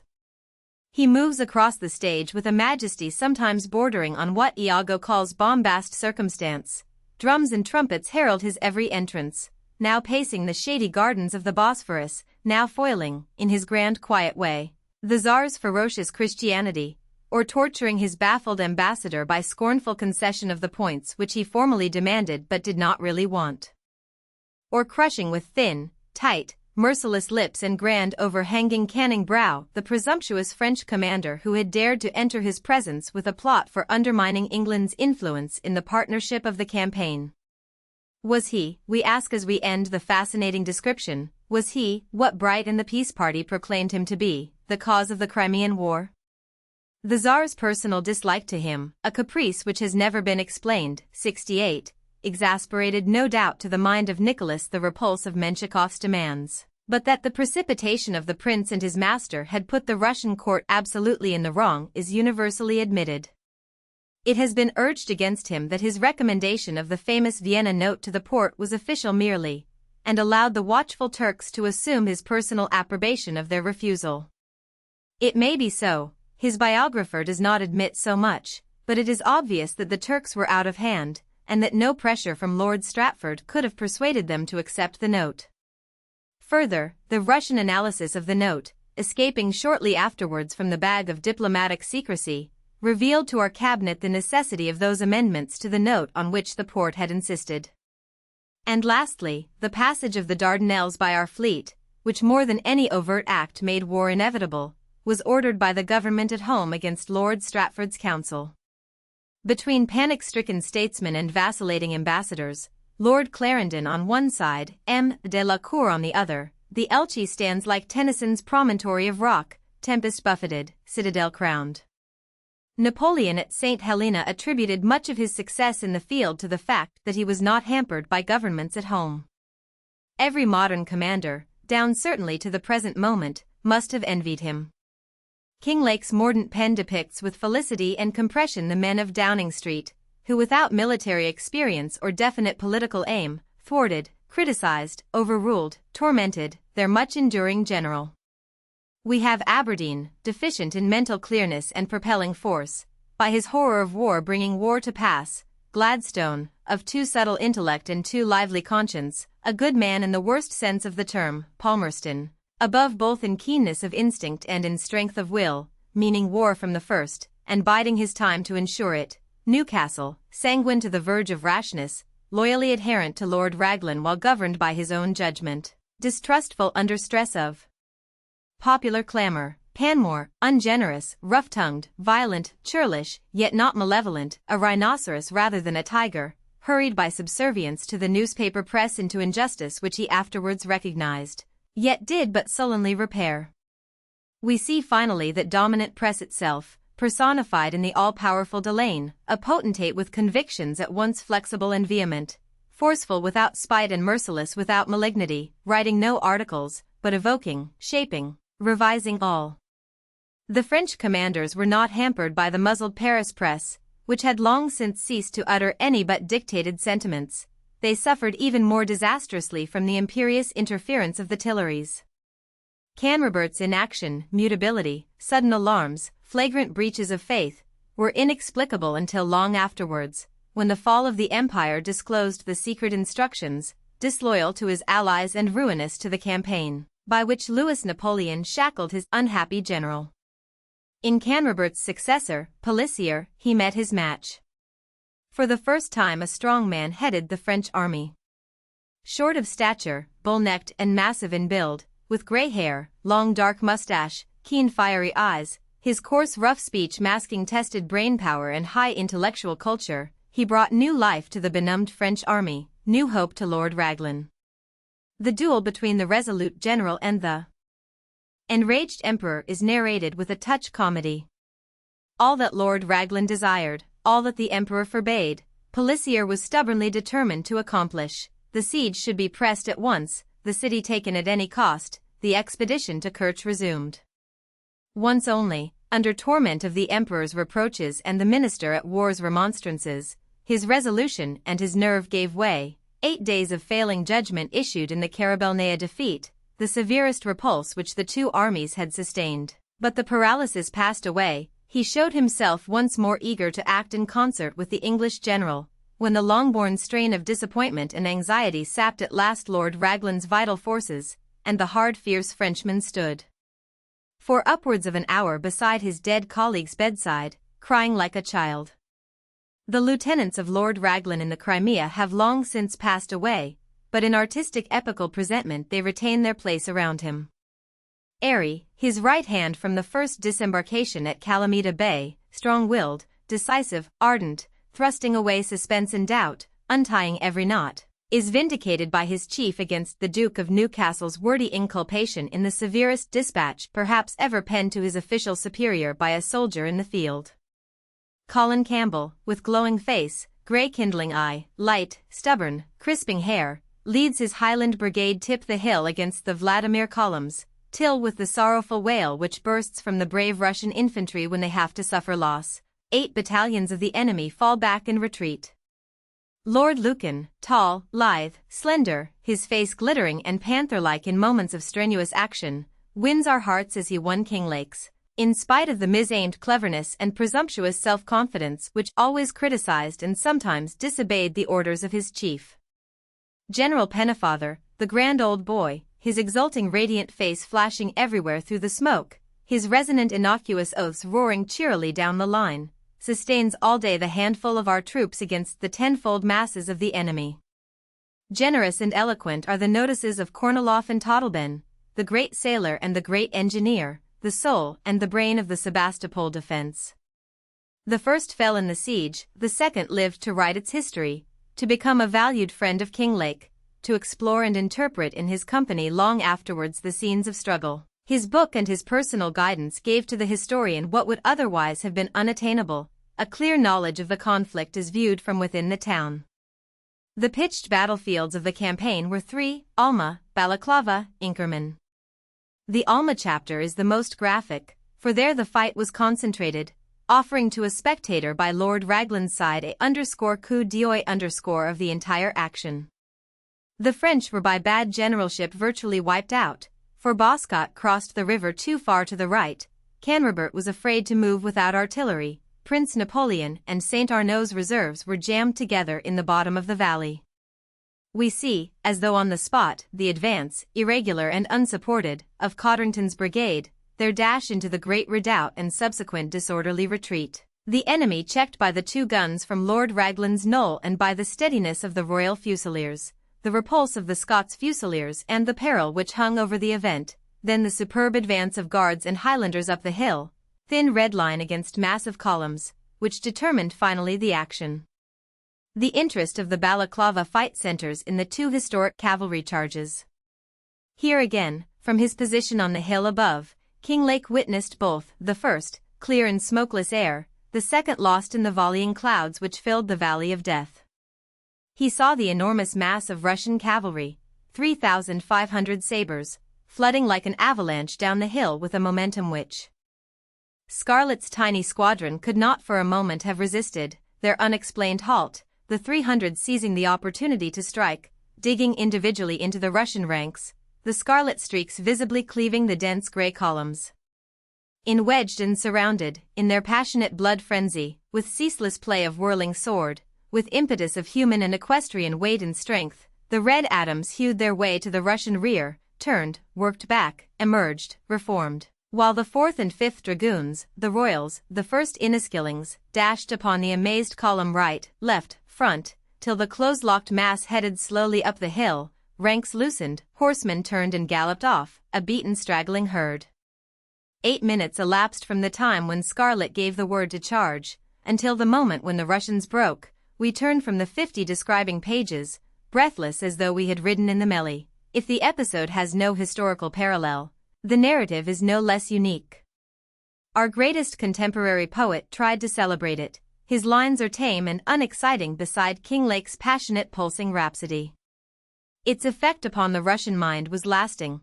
Out of all their vast array hardly a single squadron was ever after able to keep its ground against the approach of English cavalry, while but for Cathcart's obstinacy and Lucan's temper it would have issued in the immediate recapture of the Causeway Heights. The charge of the Light Brigade, on the other hand, while it stirred the imagination of the poet, shocked the military conscience of the historian. He saw in it with agony, as Lord Raglan saw, as the French spectators saw, no act of heroic sacrifice, but a needless, fruitless massacre. "You have lost the Light Brigade," was his commander's salutation to Lord Lucan. "C'est magnifique mais ce n'est pas la guerre was the oft-quoted reproof of Boscott. The someone's blunder, the sullen perversity and misconception which destroyed the flower of our cavalry, has faded from men's memories, the splendor of the deed remains. It is well to recover salvage from the irrevocable, to voice and to prolong the deep human interest attaching to death encountered at the call of duty. That is the poet's task, and brilliantly it has been discharged. Its other side, the paean of sorrow for a self-destructive exploit, the dirge on lives wantonly thrown away, the deep blame attaching to the untractableness which sent them to their doom, was the task of the historian, and that too has been faithfully and lastingly accomplished. Inkerman was the most complicated of the battles. The chapters which record it are correspondingly taxing to the reader. More than once or twice they must be scanned, with close study of their lucid maps, before the intricate sequences are fairly and distinctively grasped. The 6th book of Thucydides, a standing terror to young Greek students, is light and easy reading compared with the bulky sixth volume of Kinglake. The hero of the day was Pennefather. He maintained on Mount Inkerman a combat of pickets reinforced from time to time, while around him through 9 hours successive attacks of thousands were met by hundreds. The disparity of numbers was appalling. At daybreak 40,000 Russian troops advanced against 3,000 English and were repulsed. 3 hours later 19,000 fresh troops came on, passed through a gap in our lines, which Cathcart's disobedience, atoned for presently by his death, had left unoccupied, and seized the heights behind us. They too were dispossessed, but our numbers were dwindling and our strength diminishing. The home ridge, key of our position, was next invaded by 6,000 Russians. The 7th Street Leger, linked with a few Zouaves and with 200 men of our 77th Regiment, French and English for once joyously intermingled, hurled them back. It was the crisis of the fight. Canrobert's interposition would have determined it, but he sullenly refused to move. Finally, led by 2 or 3 daring young officers, 300 of our wearied troops charged the Russian battery which had tormented us all day. Their artillerymen, already flinching under the galling fire of 2 18-pounders, brought up by Lord Raglan's foresight early in the morning, hastily withdrew their guns, and the battle was won. It was a day of Homeric rushes. Burnaby, with only 20 men to support him, rescuing the Grenadier Guards' colours, the onset of the 20th with their Minden yell, Colonel Daubeny with 24 followers cleaving the Russian trunk column at the barrier, Waddy's dash at the retreating artillery train, foiled only by the presence and the readiness of Todtleben. One marvels in reading how the English held their own. Their victory against so tremendous odds is ascribed by the historian to 3 conditions: the hampering of the enemy by his crowded masses, the slaughter amongst his officers early in the fight, which deprived their men of leadership, above all, the dense mist which obscured from him the fewness of his opponents. If Canrobert with his fresh troops had followed in pursuit, the Russians' retreat must have been turned into a rout and his artillery captured. If on the following day he had assaulted the Flagstaff bastion, Sebastopol, Todtleben owned, must have fallen. He would do neither. His hesitancy and apparent feebleness have already been explained, but to it, and to the sinister influence which held his hand, were due the subsequent miseries of the Crimean winter. But the epic muse exacted from Kinglake, as from Virgil long before, the portrayal not only of generals and of battles, but of 2 great monarchs, each in his own day conspicuously and absolutely prominent, the Tsar Nicholas and the Emperor Napoleon, dicam horrida bellia, dicam aces, actos canimes in funera regis. His handling of them is characteristic. Few men living then could have approached either without a certain awe, their genius rebuked, like Mark Antony's, in the presence of Caesars so imposing and so mighty. Kinglake's attitude towards both is the attitude of cold analysis. In the opening of the 50s, the Tsar Nicholas was the most powerful man then living in the world. He ruled over 60 million subjects whose loyalty bordered on worship. He had in arms 1 million soldiers, brave and highly trained. In the troubles of 1848 he had stood scornful and secure amid the overthrow of surrounding thrones, and the entire impact of his vast and well-organized empire was subject to his single will. Whatever he chose to do he did. Of stern and unrelenting nature, of active and widely ranging capacity for business, of gigantic stature and commanding presence, he inspired almost universal terror. And yet his friendliness had when he pleased a glow and frankness irresistible in its charm. Readers of Queen Victoria's early life will recall the alarm she felt at his sudden proposal to visit Windsor in 1844, the fascination which his presence exercised on her when he became her guest. He professed to embody his standard of conduct in the English word gentleman. His ideal of human grandeur was the character of the Duke of Wellington.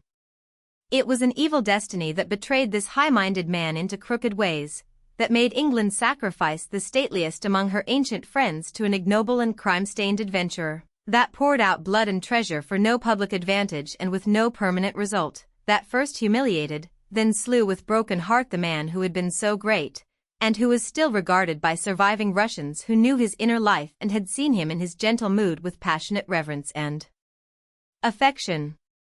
Kinglake's description of Prince Louis Bonaparte, of his character, his accomplices, his policy, his crimes, is perhaps unequaled in historical literature. I know not where else to look for a vivisection so scientific and so merciless of a great potentate in the height of his power.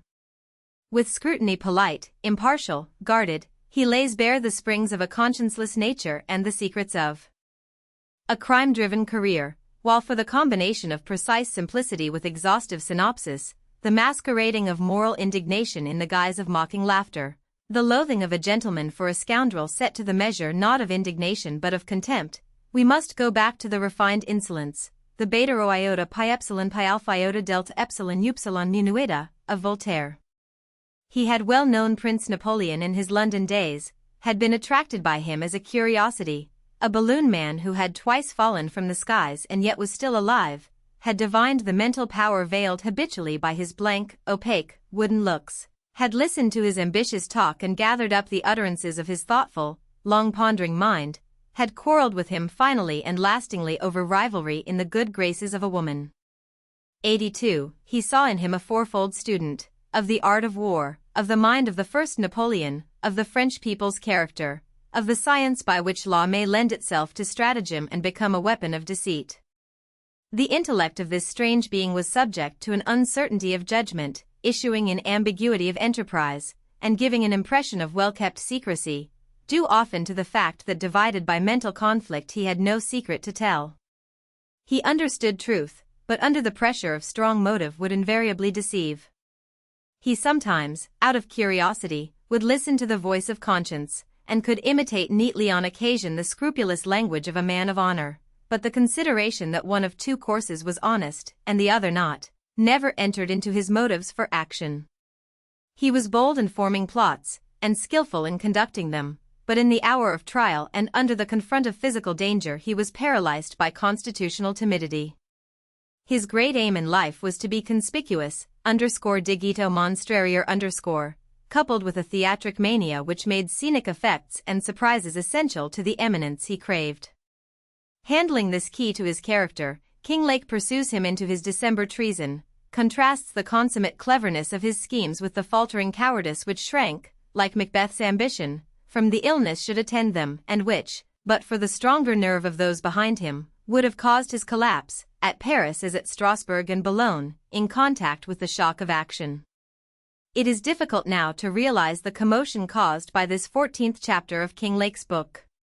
The emperor was at the summit of his power, fresh from Austrian conquest, viewed with alarm by England, whose rulers feared his strength and were distrustful of his friendship.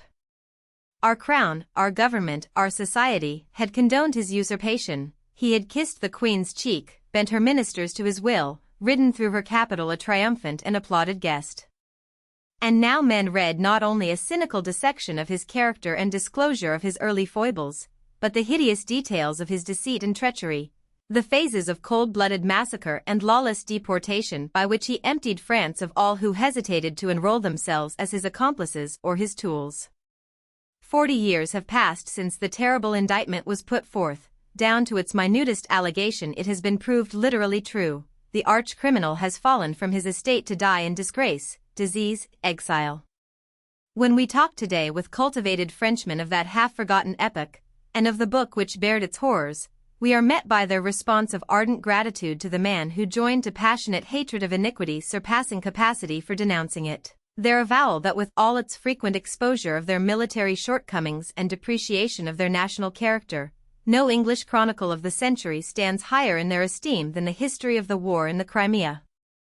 The close of the book is grim and tragic in the main, the stir of gallant fights exchanged for the dreary course of siege, entrenchment, mine and countermine. We have the awful winter on the heights, the November hurricane, the foiled bombardments, the cruel blunder of the Carabelnea assault, the bitter natural discontent at home, the weak subservience of our government to misdirected clamor, the touching help-fraught advent of the lady nurses, then, just as better prospects dawn, the chief's collapse and death. From the morrow of Inkerman to the end, through no fault of his, the historian's chariot wheels drag. More and more one sees how from the nature of the task, except for the flush of contemporary interest then, except by military students now, it is not a work to be popularly read. The exhausted interest of its subject swamps the genius of its narrator. Scattered through its more serious matter are gems with the old Eothen sparkle, of periphrasis, aphorism, felicitous phrase, and pregnant epithet. Such is the fine analogy between the worship of holy shrines and the lover's homage to the spot which his mistress's feet have trod, such France's tolerance of the Élysée brethren compared to the Arab laying his verminous burnous upon an ant-hill. The apt quotation from the Psalms to illustrate the oncoming of the guards, the demeanor of horses in action, the course of a flying cannonball, the two ponderous troopers at the horse guards, Tom Tower and his Croats landing stores for our soldiers from the Armenia. Or again, we have the light clear touches of a single line, the decisiveness and consistency of despotism, the fractional and volatile interests in trading adventure which go by the name of shares, the unlabeled, undocketed state of mind which shall enable a man to encounter the unknown, the qualifying words which correct the imprudences and derange the grammatical structure of a queen's speech.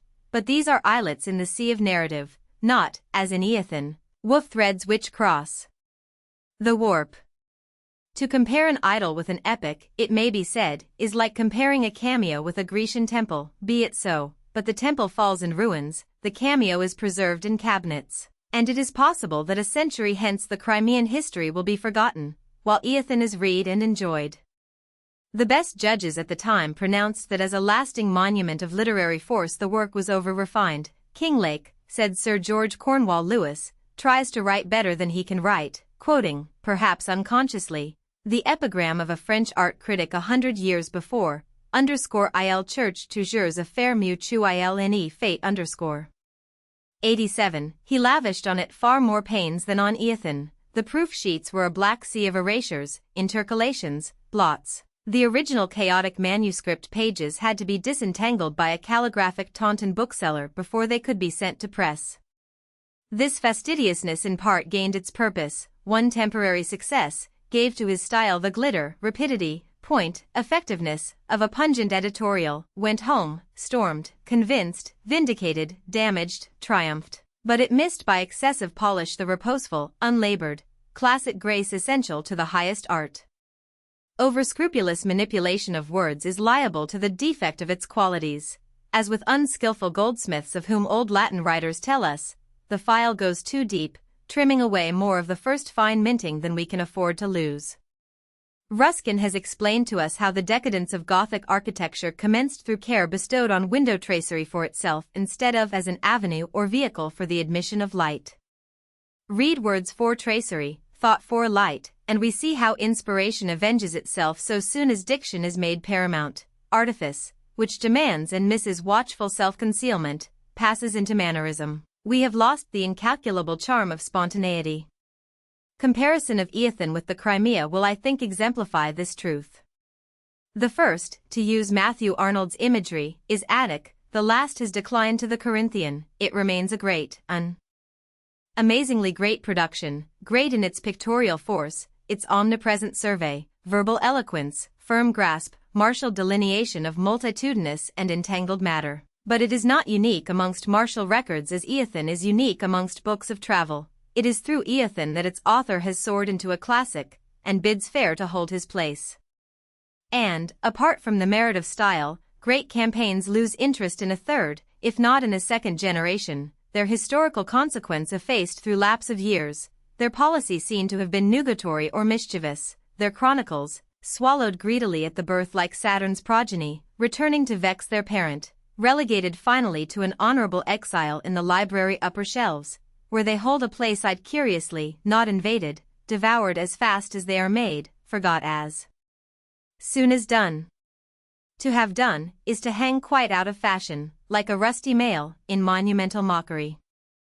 Chapter 5 Madame Novikov. The cabinet edition of The Invasion of the Crimea appeared in 1877, shortly after the Servian struggle for independence, which aroused in England universal interest and sympathy. Kinglake had heard from the lips of a valued lady friend the tragic death tale of her brother Nicholas Karif, who fell fighting as a volunteer on the side of the gallant Servian against the Turk, and, much moved by the recital, offered to honor the memory of the dead hero in the preface to his forthcoming edition. He kept his word, made sympathetic reference to M. Karif in the opening of his preface, but passed in pursuance of his original design to a hostile impeachment of Russia, its people, its church, its ruler. This was an error of judgment and of feeling, and the lady, reading the manuscript, indignantly desired him to burn the whole rather than commit the outrage of associating her brother's name with an attack on causes and personages dear to him as to herself. Kinglake listened in silence, then tendered to her _crayon rouge _, begging her to efface all that pained her. She did so, and, diminished by 3/4 of its matter, the preface appears in Volume 1 of the Cabinet edition. The erasure was no slight sacrifice to an author of Kinglake's literary sensitiveness, mutilating as it did the integrity of a carefully schemed composition, and leaving visible the scar. He sets forth the strongly sentimental and romantic side of Russian temperament. Love of the holy shrines begot the War of 1853, racial ardor the War of 1876. The first was directed by a single will, the second by national enthusiasm, yet the mind of Nicholas was no less tossed by a breathless strife of opposing desires and moods than was Russia at large by the struggle between Panslavism and statesmanship. Kinglake paints vividly the imposing figure of the young Kharif, his stature, beauty, bravery, the white robe he wore incarnadined by death wounds, his body captured by the hateful foes. He goes on to tell how myth rose like an exhalation round his memory, how legends of a giant piling up hecatombs by a mighty slaughter reverberated through mansion and cottage, town and village, cathedral and church, until thousands of volunteers rushed to arms that they might go where young Kharif had gone. Alexander's hand was forced, and the war began, which but for England's intervention would have cleared Europe of the Turk. We have the text, but not the sermon. The preface ends abruptly with an almost clumsy peroration. Picture, Madame Novikov. The lady who inspired both the eulogy and the curtailment was Madame Novikov, more widely known perhaps as O.K., with whom Kinglake maintained during the last 20 years of life an intimate and mutual friendship. Madame Olga Novikov, _ne Kharif, is a Russian lady of aristocratic rank both by parentage and marriage. In a lengthened sojourn at Vienna with her brother-in-law, the Russian ambassador, she learned the current business of diplomacy. An eager religious propagandist, she formed alliance with the old Catholics on the continent, and with many among the high church English clergy, becoming, together with her brother Alexander, a member of the _Réunion Nationale a society for the union of Christendom. Her interest in education has led her to devote extensive help to school and church building and endowment on her son's estate. Goddaughter to the Tsar Nicholas, she is a devoted imperialist, nor less in sympathy, as were all her family, with Russian patriotism. After the death of her brother in Servia on July 6 and 18, 1876, she became a still more ardent Slavophile. The 3 articles of her creed are, she says, those of her country, orthodoxy, autocracy, nationalism. Her political aspirations have been guided, and guided right, by her tact and goodness of heart. Her life's aim has been to bring about a cordial understanding between England and her native land. There is little doubt that her influence with leading liberal politicians, and her vigorous allocutions in the press, had much to do with the enthusiasm manifested by England for the liberation of the Danubian states. Readers of the Princess Levin's letters to Earl Grey will recall the part played by that able ambassadress in keeping this country neutral through the crisis of 1828-9. To her Madame Novikov has been likened, and probably with truth, by the Turkish press both English and continental. She was accused in 1876 of playing on the religious side of Mr. Gladstone's character to secure his interest in the Danubians as members of the Greek Church, while with unecclesiastical people she was said to be equally skillful on the political side, converting at the same time Anglophobe Russia by her letters in the Moscow Gazette. Mr. Gladstone's leanings to Montenegro were attributed angrily in the English Standard to Madame Novikov. A serious statesman should know better than to catch contagion from the petulant enthusiasm of a Russian apostle. The contagion was in any case caught, and to some purpose. Letter after letter had been sent by the lady to the great statesman, then in temporary retirement, without reply, until the last of these, a bitter cry of a sister for a sacrificed brother, brought a feeling answer from Mrs. Gladstone, saying that her husband was deeply moved by the appeal, and was writing on the subject. In a few days appeared his famous pamphlet, Bulgarian horrors and the question of the East. Carlyle advised that Madame Novikov's scattered papers should be worked into a volume.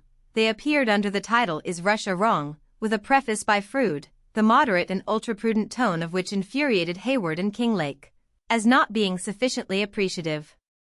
Hayward declared some woman had biased him. Kinglake was of opinion that by studying the _état_ of Queen Elizabeth Froude had gone and turned himself into an old maid. Froude's preface to her next work, Russia and England, A Protest and an Appeal, by O.K., 1880, was worded in a very different tone and satisfied all her friends. The book was also reviewed with highest praise by Gladstone in the 19th century. Learning that an assault upon it was contemplated in the Quarterly, Kinglake offered to supply the editor, Dr. Smith, with materials which might be so used as to neutralize _personal attack upon O.K. Smith entreated him to compose the whole article himself. I could promise you, he writes, that the authorship should be kept a profound secret, but this Kinglake seems to have thought undesirable. The article appeared in April, 1880, under the title of The Slavonic Menace to Europe. It opens with a panegyric on the authoress. She has mastered our language with conspicuous success, she expostulates as easily as she reproaches, and she exhibits as much facility in barbing shafts of satire as in framing specious excuses for daring acts of diplomacy. It insists on the high esteem felt for her by both the Russian and Austrian governments, telling with much humor an anecdote of Count Beust, the Prime Minister of Austria during her residence in Vienna. The Count, after meeting her at a dinner party at the Turkish embassy, composed a set of verses in her honor and gave them to her, but she forgot to mention them to her brother-in-law. The Prime Minister, encountering the latter, asked his opinion of the verses, and the ambassador was greatly amazed at knowing nothing of the matter. 96. From amenities towards the authoress, the article passes abruptly to hostile criticism of the book, declares it to be proscribed in Russia as mischievous, and to have precipitated a general war by keeping up English interest in Servian rebellion. It sneers in doubtful taste at the lady's learning. Sit non doctissima conjex, sit nox cum somno, sit sine light dies, denounces the Slavs as incapable of being welded into a nation, urging that their independence must destroy Austria-Hungary, a consummation desired by Madame Novikov, with her feline contempt for poor dear Austria, but which all must unite to prevent if they would avert a European war. How could one clear harp, men asked themselves as they read, have produced so diverse tones? The riddle is solved when we learn that the first part only was from Kinglake's pen, having vindicated his friend's ability and good faith, her right to speak and to be heard attentively, he left the survey of her views, with which he probably disagreed, to the originally assigned reviewer. The article, Madame Novikov tells us in the Nouvelle Review, was received _avec un stupefaction unanime_. It formed the general talk for many days, was attributed to Lord Salisbury, was supposed to have been inspired by Prince Gortschaff. The name standing against it in Messrs. Murray's books, as they kindly inform me, is that of a writer still alive, and better known now than then, but they never heard that Kinglake had a hand in it. The editor would seem to have kept his secret even from the publishers. Kinglake sent the article in proof to the lady, hoped that the facts he had imparted and the interpolations he had inserted would please her. He could have made the attack on Russia more pointed had he written it. She would think the leniency shows a fault on the right side. He did not know the writer of this latter part. He begged her to acquaint her friends in Moscow what an important and majestic organ is the Quarterly, how weighty therefore its laudation of herself. She recalls his bringing her soon afterwards an article on her, written, he said, in an adoring tone by Lavery in the Revue des Deux Mondes, and directing her to a paper in Fraser, by Miss Pauline Irby, a passionate lover of the Slav ragamuffins, and a worshipper of Madame Novikov. He quotes with delight Chenery's approbation of her Life of Skobelev. He spoke of you with a gleam of kindliness in his eyes which really and truly I had never observed before. The Times quotes her as the eloquent authoress of Russia and England. Fancy that from your enemy. You are getting even the Times into your net. A later article on OK contains some praise, but more abuse. Hayward is angry with it. Kinglake thinks it more friendly than could have been expected to _you_, a friend of _me_, their old open enemy, The sugar plums were meant for you, the sprinklings of soot for me. Besides Russia and England, Madame Novikov is the author of Friends or Foes, Is Russia Wrong? And of A Life of Skobelev, the hero of Plevna and of Jeek-Teep. From her natural endowments and her long familiarity with courts, she has acquired a capacity for combining, controlling, entertaining social circles which recalls les salons d'autrefois the drawing rooms of an Ancelot, a Lebrun, a Recamier. Residing in several European capitals, she surrounds herself in each with persons intellectually eminent. In England, where she has long spent her winters, Gladstone, Carlyle and Froude, Charles Villiers, Bernal Osborne, Sir Robert Moyer, Lord Houghton, and many more of the same high type, formed her court and owned her influence. Kinglake first met her at Lady Holland's in 1870, and mutual liking ripened rapidly into close friendship. During her residences in England, few days passed in which he did not present himself at her drawing room in Claridge's Hotel. When absent in Russia or on the continent, she received from him weekly letters, though he used to complain that writing to a lady through the _poste restante_ was like trying to kiss a nun through a double grating. These letters, all faithfully preserved, I have been privileged to see. They remind me, in their mixture of personal with narrative charm, of Swift's letters to Stella, except that Swift's are often coarse and sometimes prurient, while Kinglake's chivalrous admiration for his friend, though veiled occasionally by graceful banter, is always respectful and refined. They even imitate occasionally the little language of the great satirist. If Swift was presto, Kinglake is poor dear me. If Stella was M.D., and Madame Novikov is my dear Mississippi. This last endearment was due to an incident at a London dinner table. A story told by Hayward, seasoned as usual with _gros sel_, amused the more sophisticated English ladies present, but covered her with blushes. Kinglake perceived it, and said to her afterwards, I thought you were a hardened married woman. I am glad that you are not. I shall henceforth call you _Miss_. Sometimes he rushes into verse.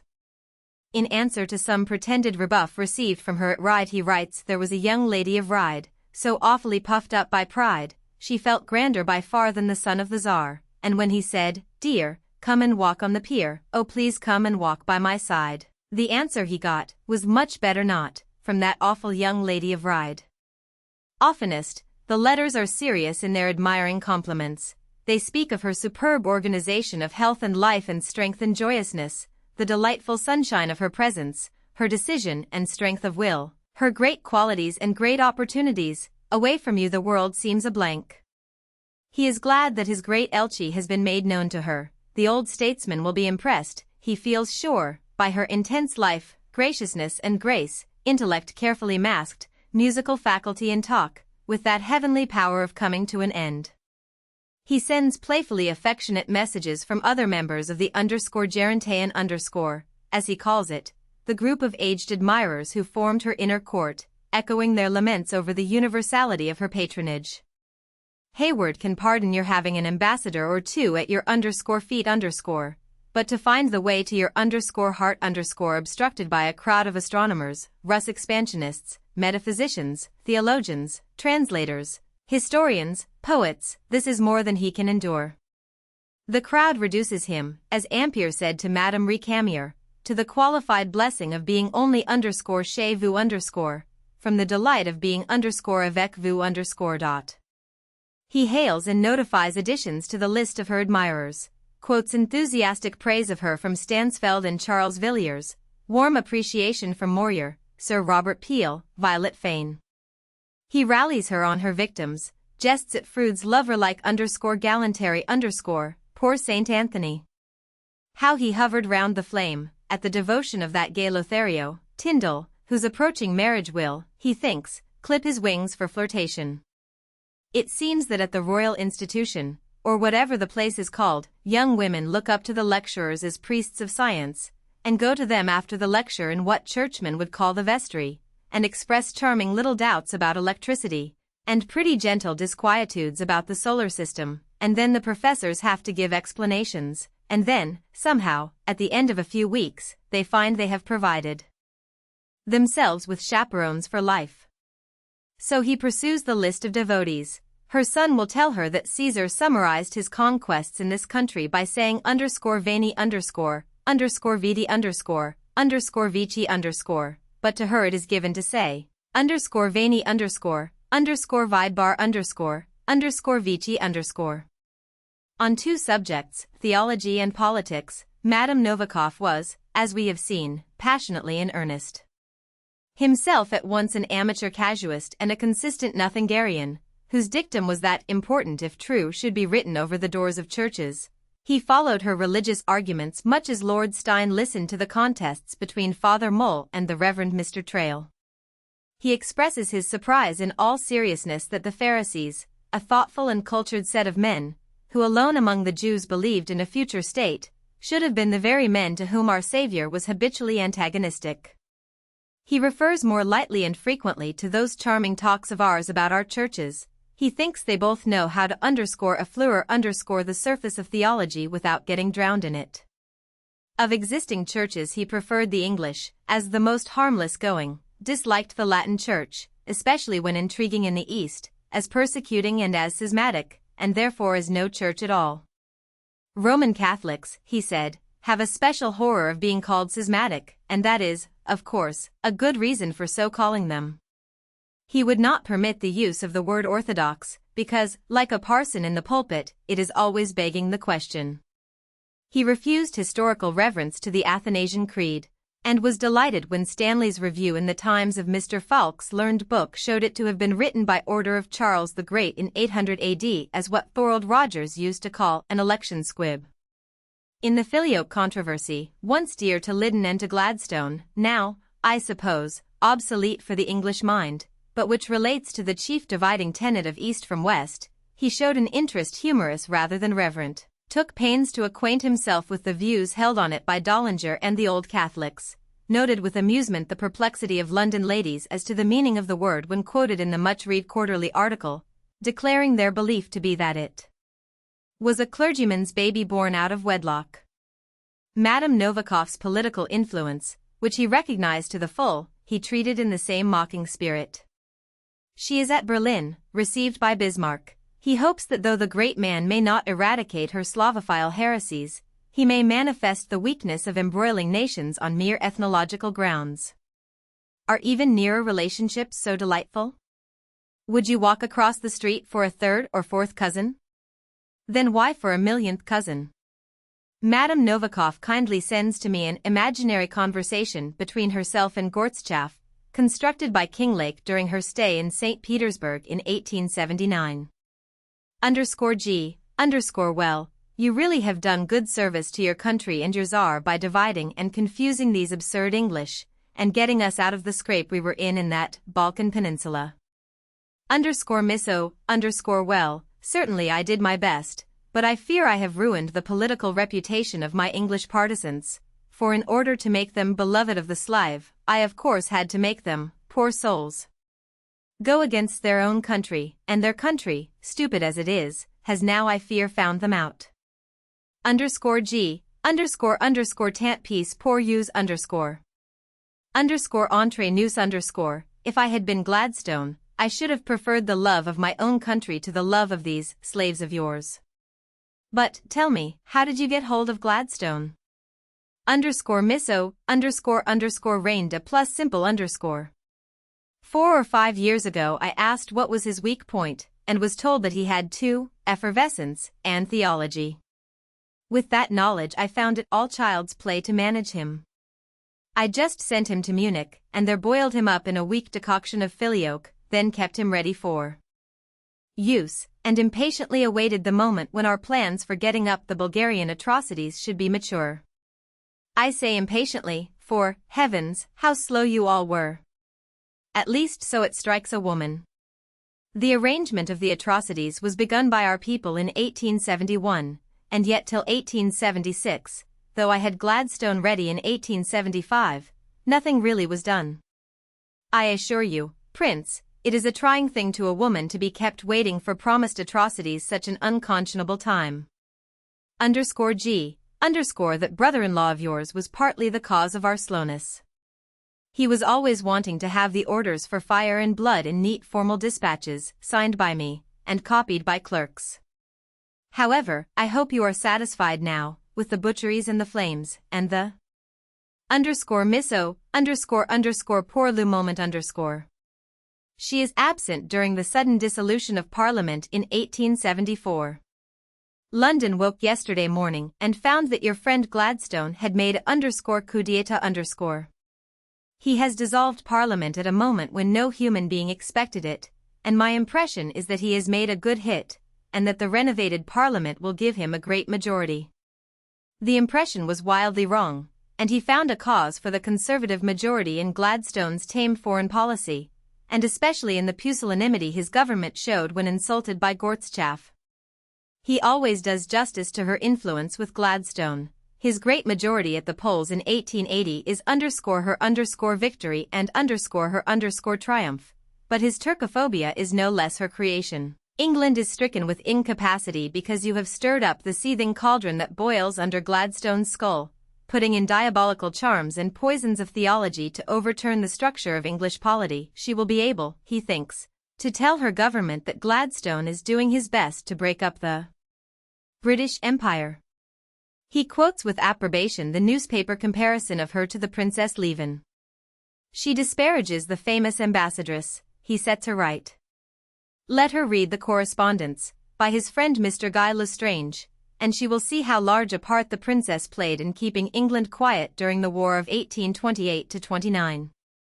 She did not convert her austere admirer, Lord Grey, to approval of the Russian designs, nor overcome the uneasiness with which the Duke of Wellington regarded her intrigues, but the foreign minister, Lord Aberdeen, was apparently a fool in her hands, and, whoever had the merit, the neutrality of England continued. That was, he repeats more than once, a most critical time for Russia.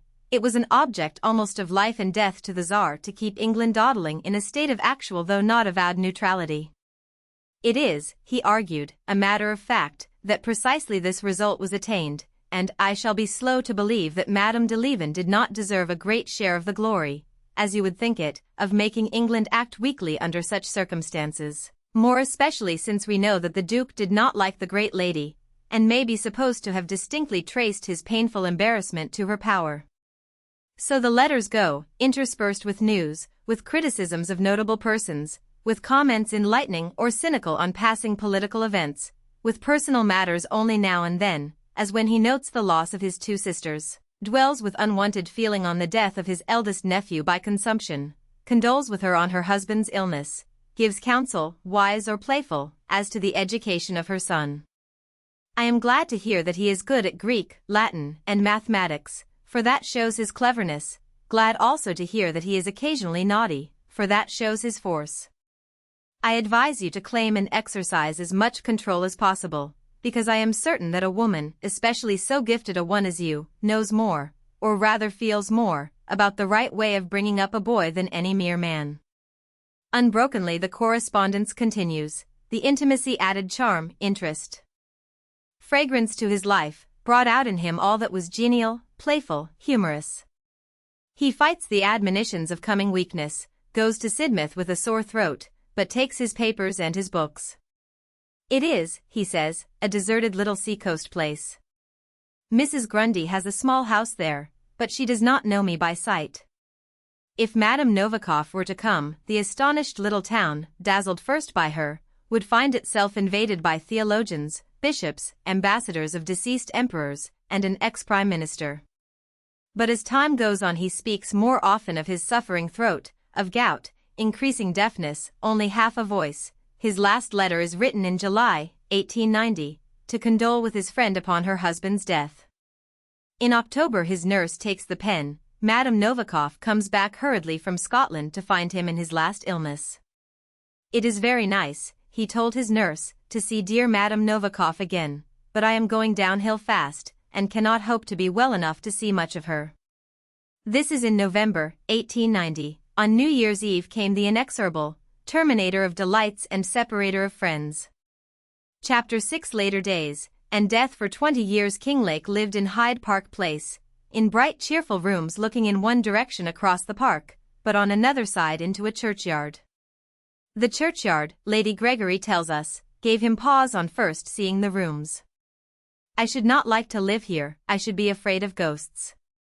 Oh no, sir, there is always a policeman round the corner.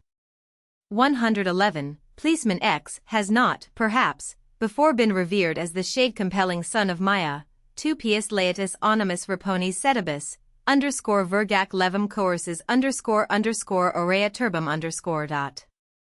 Here he worked through the morning. The afternoon took him to the Travellers, where his friends, Sir Henry Bunbury and Mr. Chenery, usually expected him. Then at 8 o'clock, if not, as Shylock says, bid forth, he went to dine at the Athenaeum. His dinner seat was in the left-hand corner of the coffee-room, where, in the 30s, Theodore Hook had been wont to sit, gathering near him so many listeners to his talk, that at Hook's death in 1841 the receipts for the club dinners fell off to a large amount. Here, in the corner, as they called it, round Kinglake would be Hayward, Drummond Wolfe, Massey, Oliphant, Edward Twiselton, Sturzeletsky, Storks, Venables, Wyke, Bunbury, Gregory, American Ticknor, and a few more, Sir W. Sterling Maxwell, when in Scotland, sending hampers of pheasants to the company. Hurried to the Athenaeum for dinner, says Ticknor in 1857, and there found Kinglake and Sir Henry Rawlinson, to whom were soon added Hayward and Stirling. We pushed our tables together and had a jolly dinner. To the Athenaeum, and having dined pleasantly with Merivale, Kinglake, and Stirling, I hurried off to the house. In later years, when his voice grew low and his hearing difficult, he preferred that the diners should resolve themselves into little groups, assigning to himself a _tete-a-tete_, with whom at his ease he could unfold himself. No man ever fought more gallantly the encroachments of old age, _ on sut etrigen jusque dans ses vieux jours _. At 74 years old, staying with a friend at Brighton, he insisted on riding over to Rottingdean, where Sir Frederick Pollock was staying. I mastered, he said, in answer to remonstrances, I mastered the peculiarities of the Brighton screw before you were born, and have never forgotten them. Vaulting into his saddle he rode off, returning with a schoolboy's delight at the brisk trot he had found practicable when once clear of the King's Road. Long after his hearing had failed, his sight become grievously weakened, and his limbs not always trustworthy, he would never allow a cab to be summoned for him after dinner, always walking to his lodgings. But he had to give up by and by his daily canter in Rotten Row, and more reluctantly still his continental travel. Foreign railways were closed to him by the _salle dilettante_, he could not stand incarceration in the waiting rooms. The last time he crossed the Channel was at the close of the Franco-Prussian War, on a visit to his old friend M. Thiers, then president. It was a dinner to deputies of the extreme left, and Kinglake was the only Englishman, so, he said, among the servants there was a sort of reasoning process as to my identity, ending in the conclusion, _il doit être sur Dilke _. Soon the inference was treated as a fact, and in due sequence came newspaper paragraphs declaring that the British ambassador had gravely remonstrated with the president for inviting Sir Charles Dilke to his table. Then followed articles defending the course taken by the president, and so for some time the ball was kept up. The remonstrance of the ambassador was a myth. Lord Lyons was a friend of Sir Charles, but the latter was suspect at the time both in England and France, in England for his speeches and motion on the civil list, in France, because, with Frederick Harrison, he had helped to get some of the French communists away from France, and the French government was watching him with spies. In Sir Charles's motion Kinglake took much interest, refusing to join in the cry against it as disloyal. Sir Charles, he said, spoke no word against the Queen, and only brought the matter before the House because challenged to repeat in Parliament the statements he had made in the country. As a matter of policy he thought it mistaken, move in such a matter openly, and party discipline compels your defeat, bring pressure to bear on a cabinet, some of its members are on your side, and you may gain your point. Sir Charles's speech was calmly argumentative, and to many minds convincing. It provoked a passionate reply from Gladstone, and when Mr. Aubrey Herbert following declared himself a Republican, a tumult arose such as in those pre-Milesian days had rarely been witnessed in the House. But the wisdom of Kinglake's counsel is sustained by the fact that many years afterwards, as a result of more private discussion, Mr. Gladstone pronounced his conversion to the two bases of the motion, publicity, and the giving of the state allowance to the head of the family rather than, person by person, to the children and grandchildren of the sovereign. Action pointing in this direction was taken in 1889 and 1901 on the advice of Tory ministers. Amongst Frenchmen of the highest class, intellectually and socially, he had many valued friends, keeping his name on the Cosmopolitan long after he had ceased to visit it, since one never knows when the distinguished foreigner may come upon one, and of such the Cosmo is the London paradise. But he used to say that in the other world a good Frenchman becomes an Englishman, a bad Englishman becomes a Frenchman. He saw in the typical Gaul a compound of the tiger and the monkey, noted their want of individuality, their tendency to go in flocks, their susceptibility to panic and to ferocity, to the terror that makes a man kill people, and the terror that makes him lie down and beg. We remember, too, his dissection of Saint Arnaud, as before all things a type of his nation. He impersonated with singular exactness the idea which our forefathers had in their minds when they spoke of what they called a Frenchman, for although, by cowing the rich and by filling the poor with envy, the great French Revolution had thrown a lasting gloom on the national character, it left this one man untouched. He was bold, gay, reckless, vain, but beneath the mere glitter of the surface there was a great capacity for administrative business, and a more than common willingness to take away human life.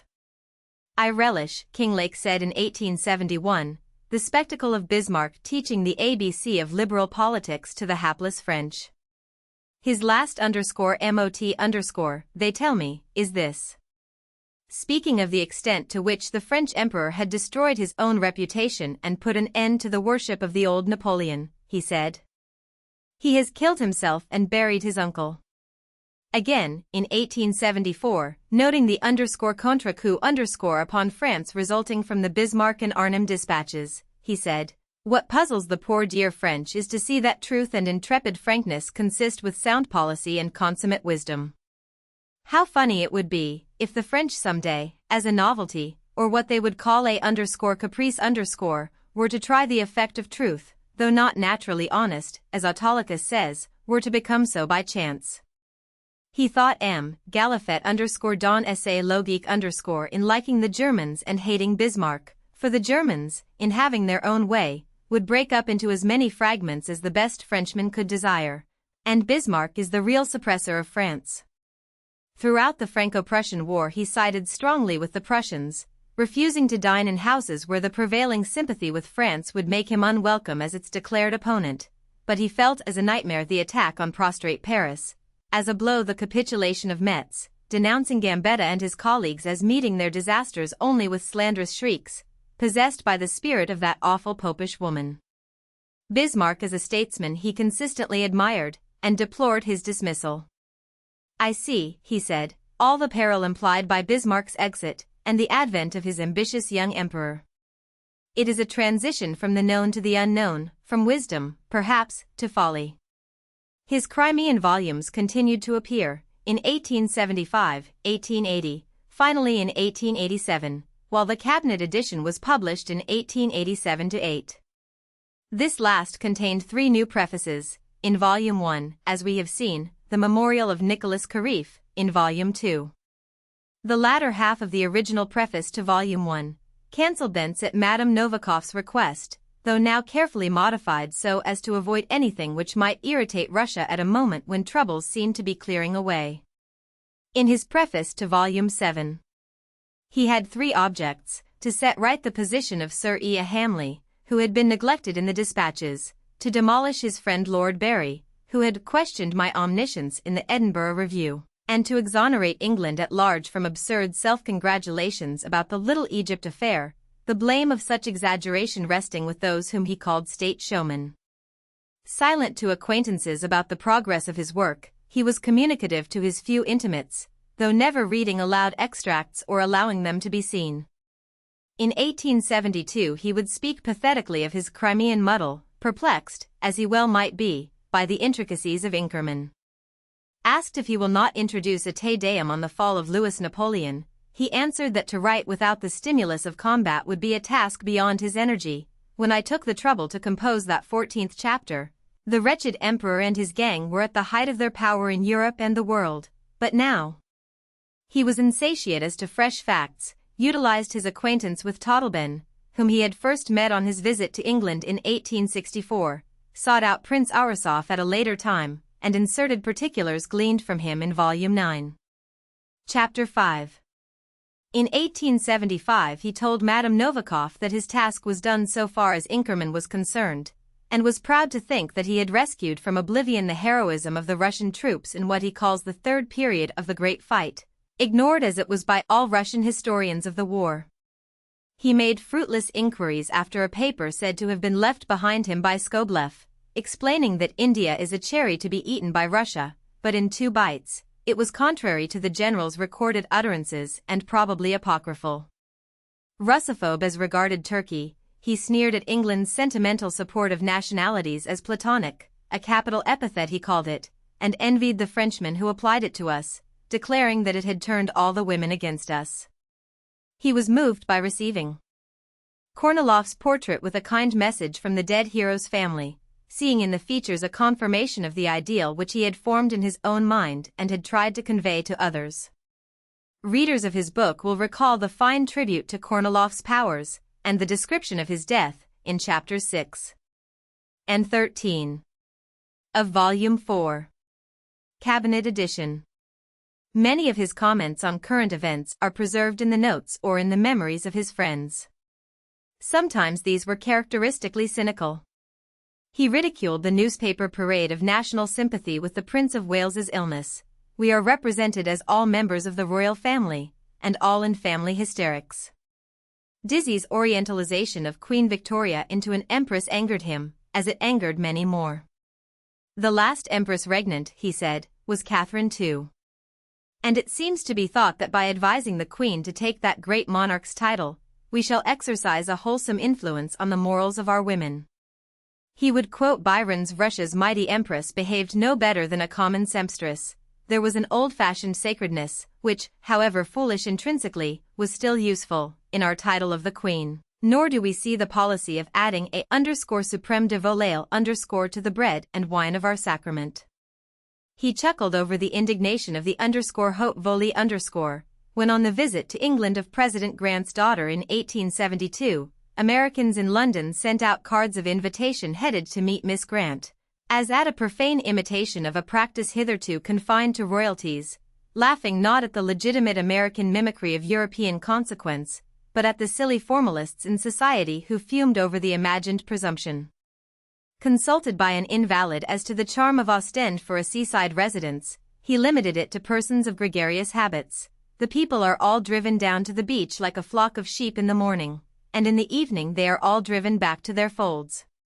He reported a feeble drama written by his ancient idol, Lord Stratford de Redcliffe. It is a painful thing to see a man of his quality and of his age unduly detained in the world. When the Emperor Nicholas died, the Elchi lost his raison d'être . He disparaged the wild fit of morality undergone by the Pall Mall Gazette during the scandalous maiden tribute revelation, pronouncing its protégés to be clever little devils. He was greatly startled by Gorbaczov's famous circular, annulling the Black Sea Clause in the Treaty of Paris, and much relieved by Bismarck's dexterous interposition, which saved the susceptibility of Europe, and especially of England, by yielding as a favor to the demand of Russia what no one was in a position to refuse. But he maintained, and Lord Stratford agreed with him, that Gorbaczov's precipitate act was governed by circumstances never revealed to mankind.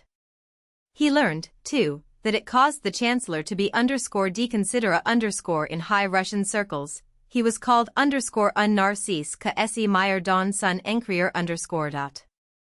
Kinglake used to say that in conceding the right of the Sultan to exclude any war flag from the Bosphorus and the Dardanelles, Russia was treating Turkey as a bag fox, to be gently hunted occasionally, but not mangled or killed, and he felt keenly the ridicule resting on the Allies, who were compelled to surrender the neutralization purchased at the cost of so much blood and treasure. He watched with much amusement the restoration of Turkish self-confidence. Turkey believes that he is no longer a sick man, and is turning all his doctors out of the house, to the immense astonishment of the English doctor, so conscious of his own rectitude that he cannot understand being sent off with the quacks. You know, in our beautiful liturgy we have a prayer for the Turks. It looks as if our supplications had become successful. His interest in Turkey never flagged. "I am in a great fright," he said in 1877, "about my dear Turks, because Russia gives virtual command of the army before Plevna to Totleben, a really great de guerre . Russophobia was at that time so strong in London that Madame Novikov hesitated to visit England, and he himself feared that she might find it uncomfortable. Her alarm, however, was ridiculed by Hayward, most faithful of the Russianizers, ready to do battle for Russia at any moment, declaring her to be quite virtuous, with no fault but that of being incomprise . But he groaned over the humiliation of England under Russia's bold stroke, noting frequently a decay of English character which he ascribed to chronic causes. "The Englishman taken separately," he said, "seems much the same as he used to be, but there is a softening of the aggregate brain which affects Englishmen when acting together." He hailed the great Liberal victory of 1880, and watched with interest, as one behind the scenes, the negotiations which led to Lord Hartington's withdrawal and Mr. Gladstone's resumption of power, for in these his friend Hayward was an active go-between, removing by his tact and frankness hitches which might otherwise have been disastrous. He thought W.E. Forster's attack on Mr. Gladstone's Irish policy in 1882 ill-managed for his own position, his famous speech not sufficiently clenching. Had he separated from his chief on broader grounds, refusing complicity with a minister who consented to parley with the imprisoned Irishman, he would, Kinglake thought, have occupied a highly commanding position. At present his difference from his colleagues was one only of degree. He was once beguiled, amongst friends very intimate, into telling a dream. He dreamed that he was attending an anatomical lecture, which, as a fact, he had never done, and that his own body, from which he found himself entirely separated, was the dissected subject on which the lecturer discoursed. The body lay on a table beside the lecturer, but he himself, his entity, was at the other end of the room, on the furthest or highest of a set of benches raised one above the other as at a theatre. He imagined himself in a vague way to be disagreeing with the lecturer, but the strongest impression on his mind was annoyance at being so badly placed, so far from the professor and from his own body that he could not see or hear without an effort. The dream, he pointed out, showed this curious fact, that without any conscious design or effort of the will a man may conceive himself to be in perfect possession of his identity, whilst separated from his own body by a distance of several feet. "The highest concept," said Jowett, "which man forms of himself is as detached from the body." Life, 241. The lecture room which he imagined was one of the lower schoolrooms at Eton, with which he had been familiar in early days. After Hayward's death in 1884, his own habits began to change. He still dined at the Athenaeum corner, but increasing deafness began to make society irksome, and, his solitary meal ended, he spent his evenings reading in the library. By and by that, too, became impossible. His voice grew weak, throat and tongue were threatened with disease. In 1888 he went to Brighton with a nurse, returned to rooms on Richmond Hill, then to Bayswater Terrace. An operation was performed and he seemed to recover, but relapsed. Old friends tended him, Madame Novikov, Mr. Froude and Mr. Lecky, Madame de Quire and Mrs. Brookfield, Lord Mexborough his ancient fellow-traveller, Mrs. Craven, Sir William and Lady Gregory, with a few more, cheered him by their visits so long as he was able to bear them, and his brother and sister, Dr. and Mrs. Hamilton Kinglake, were with him at the end. Patient to the last, kind and gentle to all about him, he passed away quietly on New Year's Day, 1891, being merry-hearted, shook hands with flesh and blood, and so departed. His remains were cremated at Woking, after a special service at Christ Church, Lancaster Gate, attended by Dr. and Mrs. Kinglake with their son Captain Kinglake, the Duke of Bedford, Mr. and Mrs. Lecky, Mrs. W. H. Brookfield and her son Charles. *************** No good portrait of him has been published. That prefixed to Blackwood's Eothen of 1896, was furnished by Drive Kinglake, who, however, looked upon it as unsatisfactory. The Not an MP of Vanity Fair, 1872, is a grotesque caricature. The photograph here reproduced, page 128, by far the best likeness extant, he gave to Madame Novikov in 1870, receiving hers in return, but pronouncing the transaction an exchange between the personified months of May and November. The face gives expression to the shy aloofness which, amongst strangers, was characteristic of him through life. He had even a horror of hearing his name pealed out by servants, and came early to parties that the proclamation might be achieved before as few auditors as possible. Visiting the newly married husband of his friend Adelaide Kemble, and being the first guest to arrive, he encountered in Mr. Sartoris a host as contentedly undemonstrative as himself. Bows passed, a seat by the fire was indicated, he sat down, and the pair contemplated one another for 10 minutes in absolute silence, till the lady of the house came in, like the prince in the Sleeping Beauty, though not by the same process, to break the charm. He gave up calling at a house where he was warmly appreciated, because father, mother, daughter, bombarded him with questions. I never came away without feeling sure that I had in some way perjured myself. Picture, Kinglake in the early 70s, on his shyness waited swiftly ensuing boredom. If his neighbor at table were garrulous or banal, his face at once betrayed conversational prostration. A lady who often watched him used to say that his pulse ought to be felt after the first course, and that if it showed languor he should be moved to the side of some other partner. He had great charm, writes to me another old friend, in a quiet winning way, but was dark with rough and noisy people. So it came to pass that his manner was threefold, icy and repellent with those who set his nerves on edge, good-humored, receptive, intermittently responsive in general and congenial company, while, at ease with friends trusted and beloved, the lines of the face became gracious, indulgent, affectionate, the sourire du often inexpressibly winning and tender. Kinglake, says Eliot Warburton in his unpublished diary, talked to us today about his travels, pessimistic and cynical to the rest of the world, he is always gentle and kind to us. To this dear friend he was ever faithful, wearing to the day of his death an octagonal gold ring engraved Eliot. Jan, 1852. He would never play the raconteur in general company, for he had a great horror of repeating himself, and, latterly, of being looked upon as a bore by younger men. But he loved to pour out reminiscences of the past to an audience of one or two at most, let an old man gather his recollections and glance at them under the right angle, and his life is full of pantomime transformation scenes. The chief characteristic of his wit was its unexpectedness, sometimes acrid, sometimes humorous. His sayings came forth, like Topham Beauclerk's in Dr. Johnson's day, like Talleyrand's in our own, poignant without effort.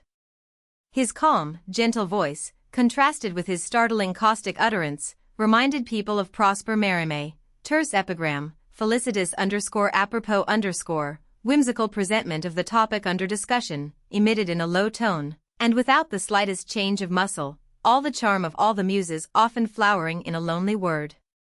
130.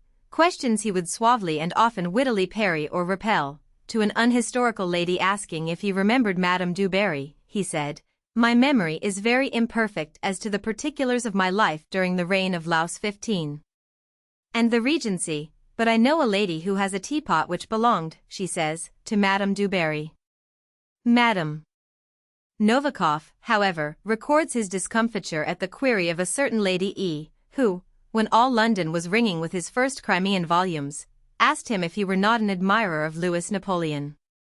Le pauvre Kinglake, décontenance répondit tout bas intimide comme un enfant qu'on met dates le coin oui, non dis pas précisement . He had no knowledge of or liking for music. Present once by some mischance at a matinee musicale he was asked by the hostess what kind of music he preferred. His preference, he owned, was for the drum. One thinks of the bourgeois gentilhomme la trompette marine est un instrument commiplate, elka est harmonier .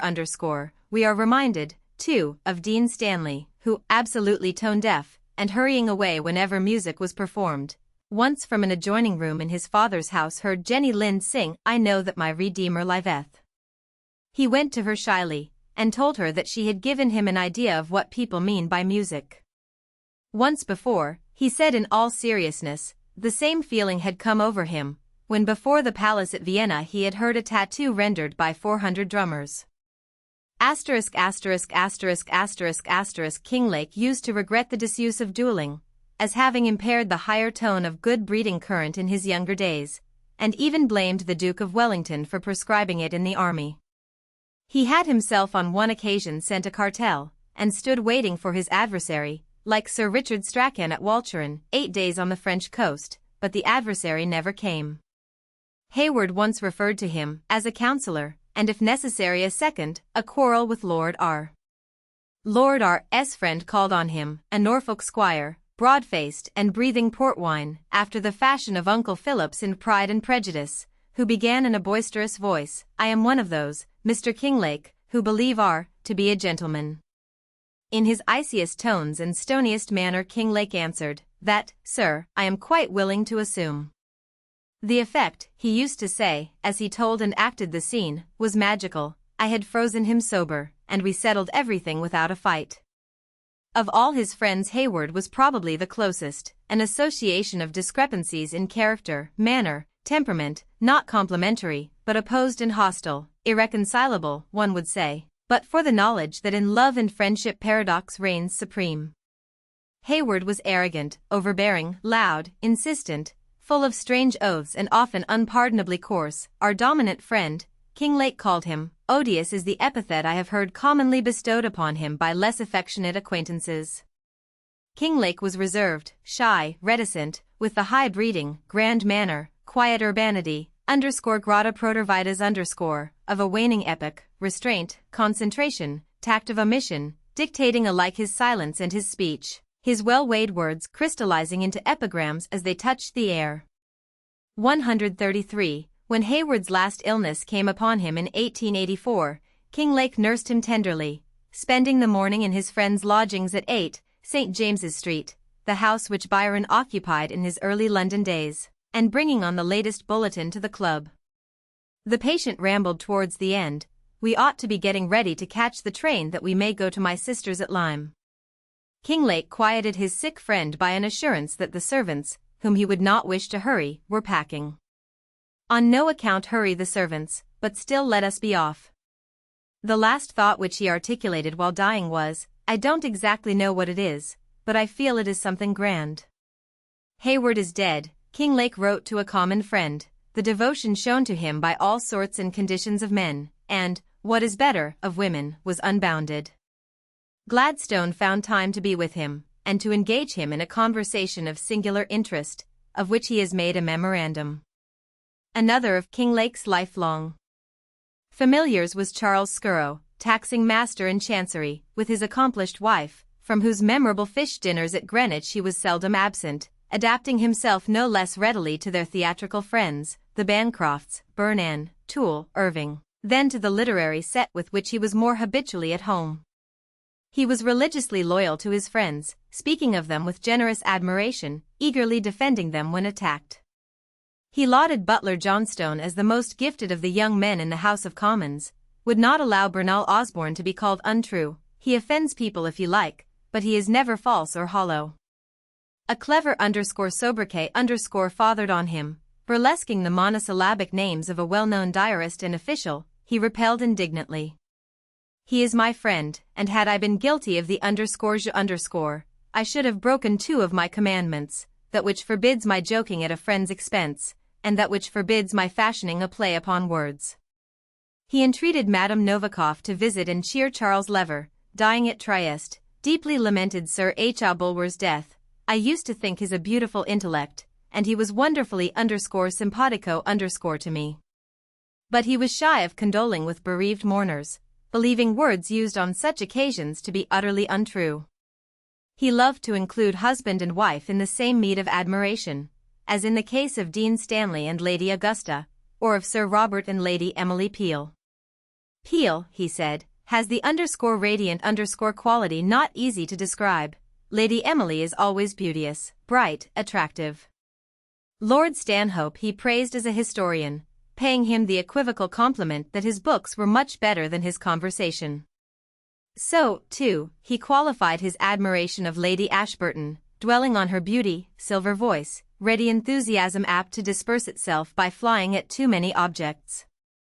He was wont to speak admiringly of Lord Acton, relating how, a Roman Catholic, yet respecting enlightenment and devoted to books, he once set up and edited a quarterly review, with a notion of reconciling the light and the dark as well as he could. But the Prince of Darkness, the Pope, interposed, and ordered him to stop the review. He was compelled to obey, not, he told people, on any religious ground, but because relations and others would have made his life a bore to him if he had been contumacious against the Holy Father. Kinglake was strongly attracted by W.E. Forster, a rough diamond, spoken of at one time as a possible prime minister. Beginning life, he said, as a Quaker, with narrow opinions, his vigor of character and brainpower shook them off. Powerful, robust, and perfectly honest, yet his honesty inflicted on him a doubleness of view which caused him to be described as engaging his two hands in two different pursuits. His estimate of Sir R. Morier would have gladdened Jowett's heart. He loved him as a private friend, eulogized his public qualities, rejoiced over his appointment as ambassador at St. Petersburg, seeing in him a diplomatist with not only a keen intellect and large views, but vibrating with the warmth, animation, friendliness, that are charmingly _diplomatic.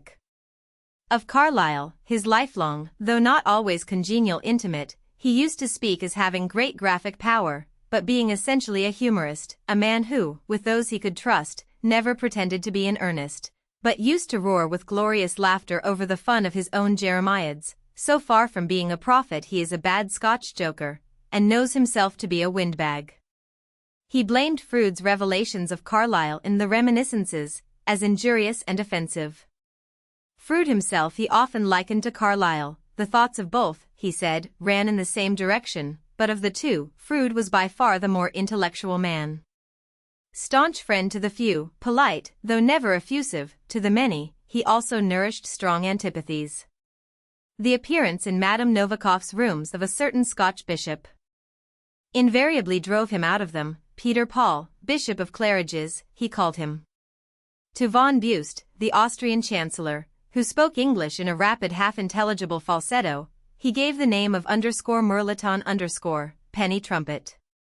His allusions to Mirliton and to the bishop frequently mystified Madame Novikoff's guests, for he loved to talk in cipher. Canon Warburton, kindly searching on my behalf his brother Eliot's journals, tells me that he and Kinglake, meeting almost daily, lived in a cryptic world of jokes, confidences, colloquialisms, inexplicable to all but their two selves. He cordially disliked the Times newspaper, alleging instances of the unfairness with which its columns had been used to spite and injure persons who had offended it, chuckling over Hayward's compact anathema. The Times, which as usual of late supplied its lack of argument and proof by assumption, misrepresentation, and personality. He thought that its attacks upon himself had helped his popularity. One of the main causes, he said in 1875, of the interest which people here were good enough to take in my book was the fight between the Times and me. In 1863 it raged, in 1867 it was renewed with great violence, and now I suppose the flame kindles once more, though probably with diminished strength. In 1863 the storm of opinion generally waxed fierce against me. But now, as I hear, the Times is alone, journals of all politics being loud in my praise. But I never look at any comment on my volumes till long afterwards, and I never in my life wrote to a newspaper. Once, when Chenery, the editor, came to join the table at the Athenaeum where he and Mr. Cartwright were dining, Kinglake rose, and removed to another part of the room. The Times had inserted a statement that Madame Novikoff was ordered to leave England, and he thus publicly resented it. So unlike me, he said, relating the story, but somehow a savagery as of youth came over me in my ancient days. It was like being 20 years old again. It came out, however, that our indiscreet friend Froude had written something which justified the paragraph, and Kinglake sent his _amende_ to Chenery, with whom ordinarily he was on most friendly terms. He disliked Irishmen in the lump, saying that human nature is the same everywhere except in Ireland. Parnell he personally admired, though hating Home Rule, and stigmatized as gross hypocrisy the desertion of him by Liberals after the divorce trial. He was wont to speak irreverently of Lord Beaconsfield, whom he had known well at Lady Blessington's in early days. He would have found himself in accord with Huxley, who used to thank God, his friend Mr. Fiske tells us that he had never bowed the knee either to Louis Napoleon or Benjamin Disraeli. He poured scorn on the Treaty of Berlin. Russia, he said, defeating the Turks in war, has defeated Beaconsfield in diplomacy. If Englishmen understood such things, they would see that the Congress was a comedy. Anyone who will satisfy himself as to what Russia was really anxious to obtain, and then look at the Salisbury-Suwałki Treaty, will see that, thanks to Beaconsfield's imbecility, Suwałki obtained one of the most signal diplomatic triumphs that was ever won. 140. A sound entente between Russia and England he thought both possible and desirable, but conceived it to be rendered difficult by the want of steadiness and capacity which, for international purposes, were the real faults of Lord Beaconsfield and Lord Salisbury. He repeated with much amusement the current anecdote of Lord Beaconsfield's conquest of Mrs. Gladstone. Meeting her in society, he was said to have inquired with tenderness after Mr. Gladstone's health, and then after receiving the loving wife's report of her William, to have rejoined in his most dulcet tones, "Ah! Take care of him, for he is very precious." He always attributed Dizzy's popularity to the feeling of Englishmen that he had shown them. Sport and instinct, he thought, supreme in all departments of the English mind. Towards his old schoolfellow Gladstone he never felt quite cordially, believing, rightly or wrongly, that the great statesman nourished enmity towards himself. He called him, as has been said, a good man in the worst sense of the term, conscientious with a diseased conscience. He watched with much amusement, as illustrating the moral twist in Gladstone's temperament, the colliery explosion, as it was called, when Sir Arthur Collier, the Attorney General, was appointed to a puisne judgeship, which he held only for a day or two, in order to qualify him for a seat on a new Court of Appeal, together with a very similar trick, by which Elm Rectory, tenable only by an Oxonian, was given to a Cambridge man. The responsibility was divided between Gladstone and Lord Hatherley the Chancellor, with the mutual idea apparently that each of the two became thereby individually innocent. But Sir F. Pollock, in his amusing reminiscences, recalls the amicable having of a wicked word between the Abbess of Anduillet and the novice Margarita in Tristram Shandy. It answered in neither case. "They do not understand us," cried Margarita. But the devil does underscore, said the Abbess of Anduillet. The Collier scandal narrowly escaped by 2 votes in the Lords, 27 in the Commons, a parliamentary vote of censure, and gave unquestionably a downward push to the Gladstone administration. Mr. Gladstone, on the other hand, cordially admired Kinglake's speeches, saying that few of those he had heard in Parliament could bear so well as his the test of publication. To the great Prime Minister's absolute fearlessness he did full justice, as one of the finest features in his character, and loved to quote an epigram by Lord Houghton, to whom Gladstone had complained in a moment of weariness that he led the life of a dog. "Yes," said Houghton, "but of a St. Bernard dog, ever busied in saving life."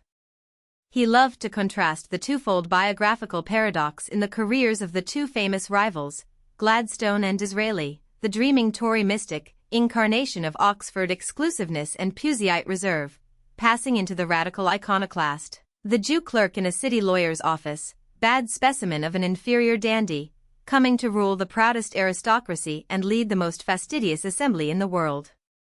He was not above broad farce when the fancy seized him.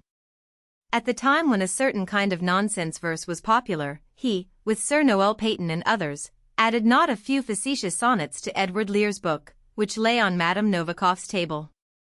His authorship is betrayed by the introduction of familiar Somersetshire names, Taunton, Wellington, Curry Rivel, Creech, Trull, Wilton. There was a young lady of Wilton, who read all the poems of Milton, and, when she had done, she said, "What bad fun!"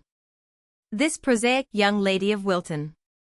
There were many more, but this will perhaps suffice, _ex ungue Leonum_. They were addressed to the fair lady of Claridge's, Madame Novikoff's hotel when in London, and were signed Peter Paul, Bishop of Claridge's. There is a fair lady at Claridge's, whose smile is more charming to me than the rapture of 99 marriages could possibly be, is the final dedicatory stanza. It is the gracious fooling of a philosopher who understood his company. "There are folks," says Mr. Councillor Playdell, before whom a man should take care how he plays the fool, because they have either too much malice or too little wit. Kinglake knew his associates, and was not ashamed _desi pair and loco to frolic in their presence. One point there was on which he never touched himself or suffered others to interrogate him, his conception of an attitude towards the unseen. He wore his religion as Sir William Gull wore the fur of his coat, inside. Outwardly he died as he had lived, a stoic, that on the most personal and sacred of all topics he should consult the silences was in keeping with his idiosyncrasy. Another famous man, questioned as to his religious creed, made answer that he believed what all wise men believe. And what do all wise men believe? That all wise men keep to themselves? Index Abdul Mejid, 66. Aberdeen, Lord, 70. Acton, Lord, 135. Acton, Mrs., 7. Adams, J. Quincy, 66. Airy, General, 63, 72. Alma, 39, 48, 59, 64, 73. Ampere, M., 102. Anastasius, 34. Ancelot, Madam, 99. Arnold, Matthew, 88. Ashburton, Lady, 135. Ashburton, Lord, 33. Athanasian Creed, 104. Beauchamont, M., 87. Balaclava, 74-77. Bazincourt, Baron de, 48. Beaconsfield. C _Disraeli. Beauclair, T. 129. Beaufort, Duke of, 39. Bedford, Duke of, 127. Berlin Congress, 139, etc. Buste, Count, 96, 137. Bismarck, 105, 116-118, 140, 141. Blackwood, 46, 49, 52, 127. Legon Hills, 25. Boise, Marquis de, 18. Boscott, General, 74, 76. Boyle, Dean, 3. Bridgewater, 40, 43, 45. Bright, John, 68. Broca's Clump, 22. Brookfield, Mrs., 11, 18, 126, 127. Browning, R., 15. Buller, Charles, 11. Bulwer Lytton, 19. Bulwer, Sir H., 135. Bunbury, Sir H., 111, 112. Burghurst, Lord, 65. Burnaby, Captain, 78. Burton. C _Carrigaholt. Barry, Lord, 118. Byron, 11, 15, 22, 29. Cabinet, sleeping, 61. Colliery, 41. Campbell, Colin, 62, 72. Cambridge, 10, 13. Canning, Lady, 66. Canning, Sir S. C _Stratford. Canrobert, 71, 78, 79. Caradoc, 60. Carlisle, Lord, 2. Carlisle, 15, 33, 63, 136-137. Carrigaholt, 21, 38. Cartwright, Mr., 138. Cathcart, General, 60, 76, 77. Catherine, 2, 121. Charles E. T. George, 41. Chatham, Lady, 6.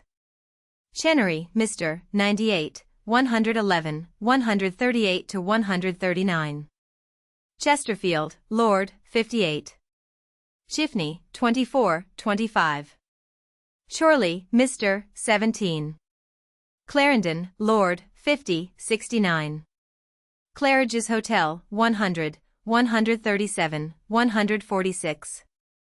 Clark, Major, 64. Codrington, General, 63, 74. Coleridge, G. 9. Collier, Sir R. 144. Corner, the 112, 126. Cornwall, Barry. _C Proctor. Cosmo, the 115. Cour, M. de la, 69. Cross, Mrs. 3, 19. Crimea, 39, 48, 54, 57, etc. Crump, 51. Curzon, 2. Daubeny, Colonel, 78. Dorell, 63. Delane, 70. Dilke, Sir Charles, 114. Dilke, Lady, 87. Disraeli, B. 41, 42, 121, 139, 140. Dollinger, Dr. 104. Doyle, Sir F. 22. Dream, 125. Dewberry, Madam, 130. Duff, Sir M. E. Grant, 4, 44. Ellenborough, Lord, 50. Ellis, Mrs., 35. Eothen, 2, 4, 5, 6, 9, 10, 11, 13, 14, 15, 16, 17, 20 to 32, 38, 41, 58, 85 to 88, 127. Estcott, Mr., 4. Etchingham Letters, 130. Eaton, 10, 21, 28. Everett, Mr., 25 to 26. Fane, Violet, 102. Falks, Reverend E. S., 104. Filioque, 104. Fisk, Mr., 139. Fitzgerald, E., 54. Flowers, Jemmy, 22. Forster, W. E., 124, 136. Froude, J. A., 95, 99, 102, 126, 137. Galifet, M., 117. Gambetta, 118.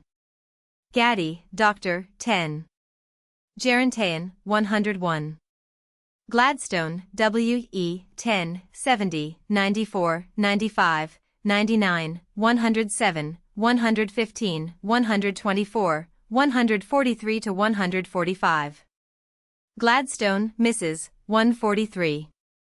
Gortschaff, 57, 97, 105 to 108, 122. Grant, Miss, 121.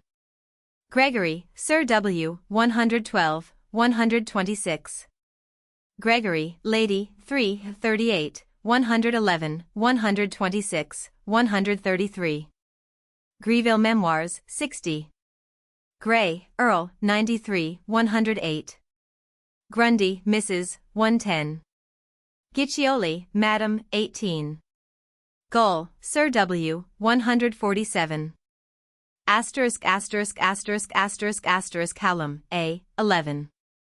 Hamley, Sir E., 118. Hampton, J., 46. Harrington, Lord, 18. Harrison, F., 114. Harrington, Lord, 124. Hatherley, Lord, 144. Hay, Mr., 66. Hayward, Abraham, 3, 19, 33, 95, 100, 102, 112, 124, 126, 131 to 133. Herbert, Auberon, 115. Holland, Lady, 99.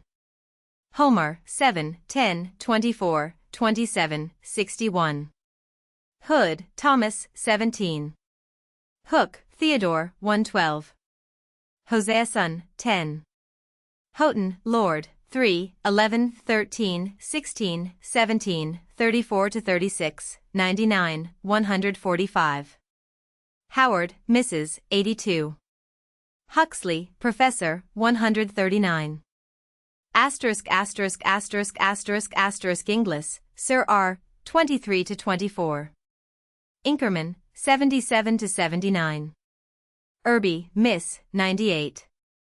********** W. E. 26. Johnstone, Butler, 134. Jowett, B. 125, 136. ******** Carabelnea, 72, 85. Heat, Dr., 10, 21, 20. Review, 33. Accompanies Lord Raglan to the Crimea, 39. Enters Parliament for Bridgewater, 40. First failure in the House, and subsequent speeches, 41, etc. Unseated for bribery, 45. Publishes the first 2 volumes of Invasion of the Crimea, 48. Further volumes, 55. The book discussed, 56-86, and compared with Eothen, 86-89. His first acquaintance with Madame Novikov. His tribute to her brother, M. Karif, 91. Her history, character, literary work, 92-95, 99. Kinglake's review of her book Russia and England, 95-98. His letters to her when abroad, 100, etc. His later years, Friends, Daily Habits, 111. The Athenaeum Corner, 112. His comment on Sir Charles Dilke's civil list motion, 114, on the French character, 116, on Gortschaft's circular, 122, his singular dream, 125, increasing deafness, 126, sickness and death, 127, his traits of manner, temperament, speech, as reported by surviving friends, 127, etc., attendance on Hayward's last hours, 133, antipathies and likings, 137, etc. Opinion of Gladstone and Disraeli, 139, etc. Reserve as to his own religious feelings, 147. Kinglake, Captain, 127. Kinglake, Dr. Hamilton, 5, 6, 7, 9, 126-127. Kinglake, Mr. Robert, 5, 6. Kinglake, Mr. William, 5, 6. Kinglake, Mrs. Hamilton, 4, 126-127. Kinglake, Mrs. William, the elder, 6, 8. Kinglake, Mr. Sargent, 5, 6. Kinglake, Mrs. Sargent, 48. Kinglake, Reverend W. C. 5, 6. Karif, Alexander, 92, 96. Karif, Nicholas, 90. Knox, Alexander, 7. Kornilov, 73, 120. ******** Lafayette, Madame de, 46. Loma, the A16. Lamb, Charles, 34. Landseer, Edwin, 17. Lanepool, Mr., 66, 67. Laveley, M., 98. Laird, A. H., 49. Lear, Edward, 146. Lebrun, Madam, 99. Lecky, Mr., 126. Lever, Charles, 134. Lewis, Sir G., Cornwall, 87. Liddon, Canon, 104. Leven, Princess, 93, 108. Lind, Jenny, 13. Lockhart, J. G., 33. Lucas, Mr., 49. Lucan, Lord, 72, 76. Lyons, Lord, 114. Macaulay, 13, 33, 48, 51. McCarthy, 34. Marie of Anjou, 23. Marlin Bells, 13, 25. Martineau, Miss, 2. Massey, Mr., 112. Maurice, F. D., 11. Menshikov, Prince, 67-68. Merimee, Prosper, 129. Methley, 10, 14, 21. Mexborough, Lord, 10, 126. Miller, Captain, 64. Miller, Larry, 21 to 22. Millman, Dean, 33. Min Danielle, 62, 78. Merleton, 137. Moncton Milnes. _C_Houghton. Montalembert, M. D., 44. Moyer, Sir Robert, 99, 102, 136. Most, Mr., 45. Motley, Mr., 17. Murray, John, 20. Murray, Messrs., 97. ******* Napier, Macvie, 33. Napoleon I, 34 to 35, 54, 69, 82, 117. Napoleon, Louis, 41, 43, 71, 81, etc., 117, 119, 130. Napoleon, Prince, 74. Newcastle, Duke of, 48, 61, 70, 72. Nicholas, Tsar, 62, 68, 79 to 81, 93, 122. Nolan, Captain, 62. Norton, Mrs., 19. Nouvelle Review, 4, 97. Novikov, Madam, 4, 90 to 110, 118 to 119, 126 to 127, 130, 134, 137 to 138, 146. Nugent, Lord, 2. Nurses, The Lady, 85. Oakes, Doctor, 21 to 22. Oliphant, L., 46, 112. Olivier, Mr., 20. Osborne, Bernal, 18, 99, 134. Astend, 122. Ottery St. Mary, 9. Aurasov, Prince, 119. Owl, the, 46 to 47. Padwick, Henry, 42. Pall Mall Gazette, 122. Palmerston, Lord, 41, 70. Panmure, Lord, 60, 70. Parnell, C. S., 139. Peyton, Sir N., 146. Peel, Lady E., 135. Peel, Sir R., Sr., 23. Peel, Sir R., Jr., 41, 102, 135. Pelissier, Marshal, 71 to 72. Pennefather, General, 73, 77. Perrin Fantin, 23. Pharisees, the, 103. Platonic, 38, 120. Playdell, Councillor, 146. Poitiers, M., 38. Pollington, Lord, 10, 14, 21. Pollock, Sir F., 113, 145. Poole, Mrs., 35. Portraits, 127. Praed, Mackworth, 10. Prince Consort, 60. Proctor, Adelaide, 17. Proctor, B. W., 15, 16, 23. Proctor, Mrs., 15, 16, 17, 21.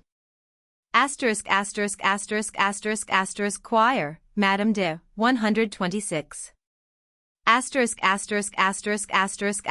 Raglan, Lord, 39, 40, 59, etc.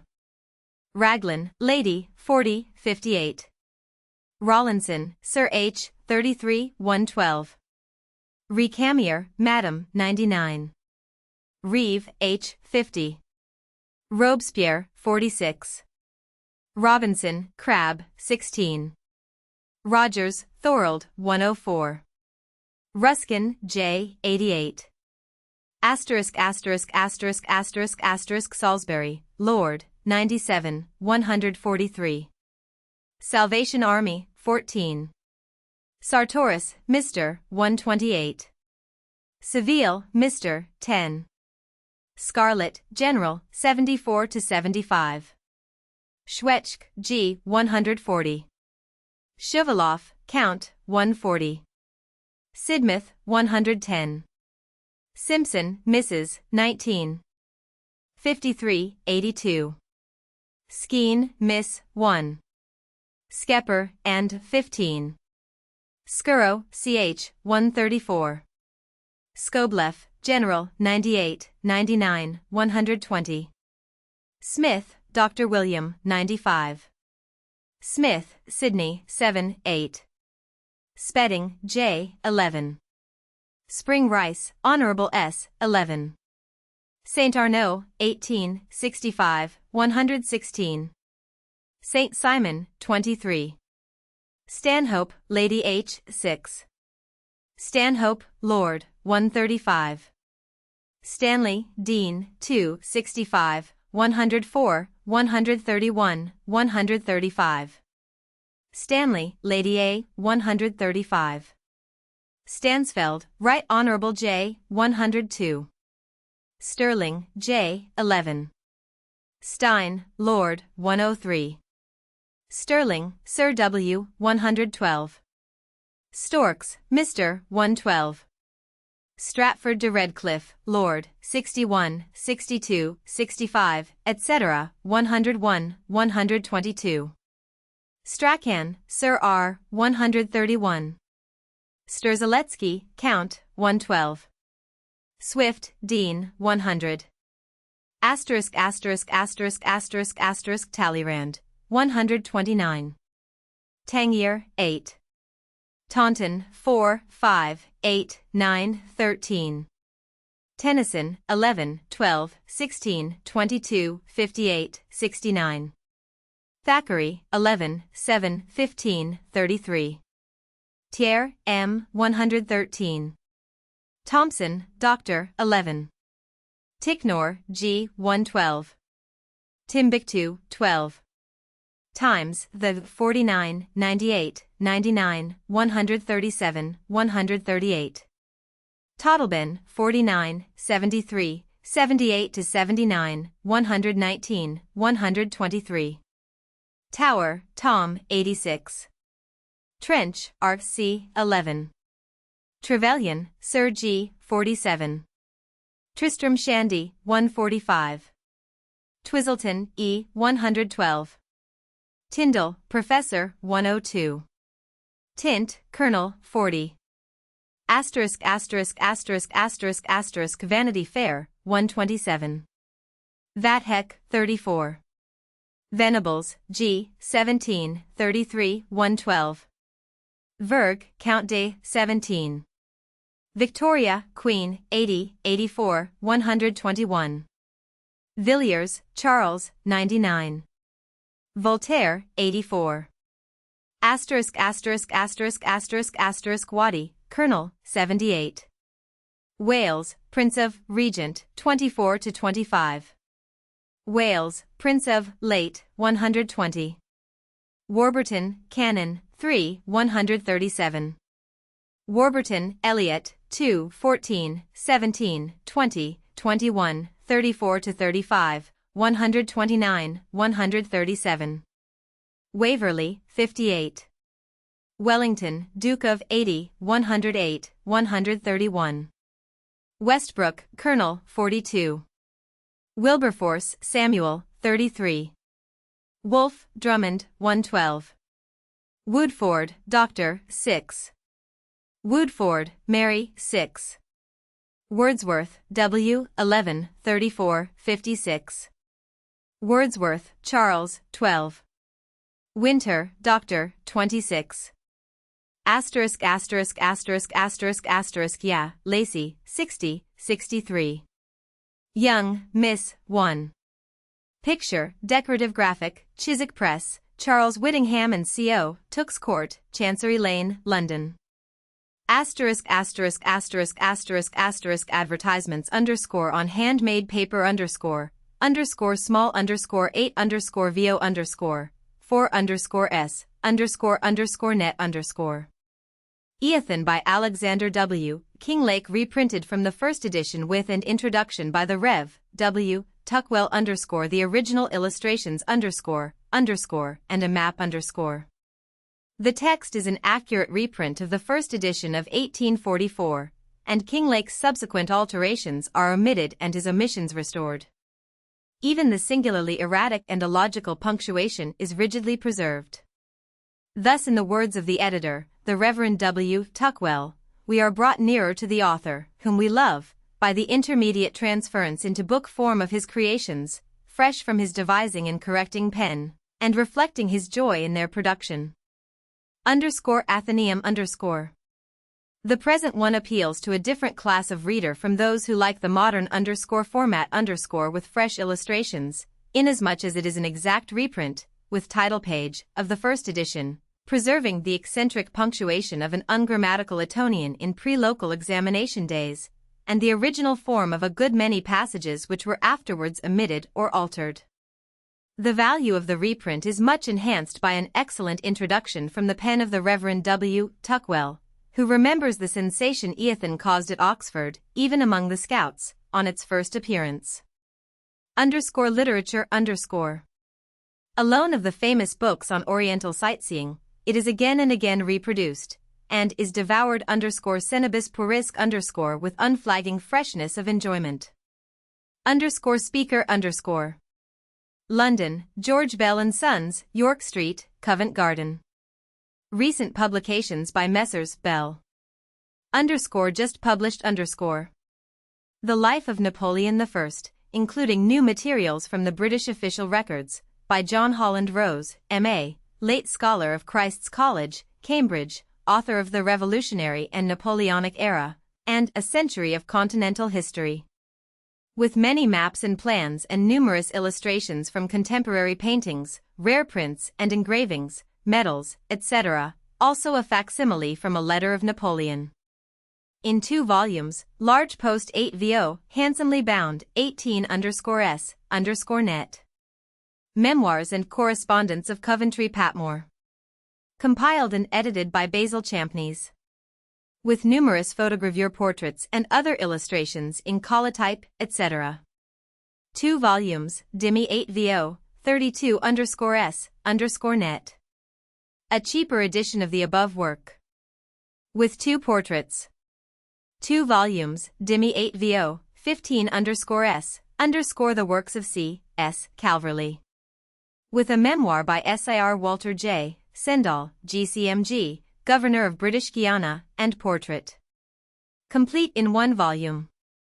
Second impression Crown 8 vo, 6_s_net.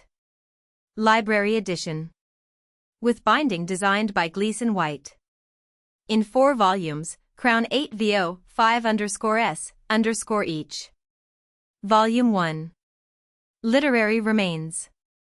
With a memoir by Sir Walter J. Sendall, KCMG, and portrait. Volume 2. Verses and Flyleaves. Volume 3. Translations into English and Latin. Volume 4. Theocritus translated into English verse.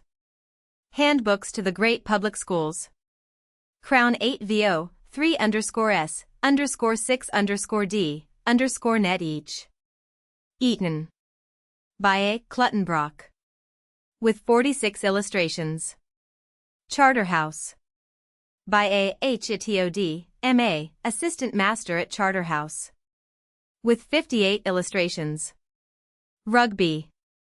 By H. C. Bradby, B., Assistant Master at Rugby School. With 44 illustrations. Winchester. By R. Townsend Warner, New College, Oxford, late Scholar of Winchester College. With 46 illustrations. Harrow. By J. Fisher Williams, M.A., late Fellow of New College, Oxford. With 48 illustrations. Westminster. By Reginald Airy, B.A., Trinity College, Cambridge. With 47 illustrations. London, George Bell and Sons, York Street, Covent Garden. Footnotes. 1. When Heartsease first appeared, Percy Fotheringham was believed to be a portrait, but the accomplished authoress in a letter written not long before her death told me that the character was wholly imaginary. 6. Pedigrees are perplexing and less tabulated, so here is Kinglake's genealogical tree. Kinglakes of Saltmore had sons Robert Kinglake and William Kinglake. Robert Kinglake had sons Sergeant John Kinglake and Reverend W. C. Kinglake. Woodfords of Castle Carey had a daughter Mary Woodford. William Kinglake married Mary Woodford and had sons A. W. Kinglake, Ethan, and Dr. Hamilton Kinglake. 12a. Ethan, page 33. Reading Timbuktu today one is amazed it should have gained the prize.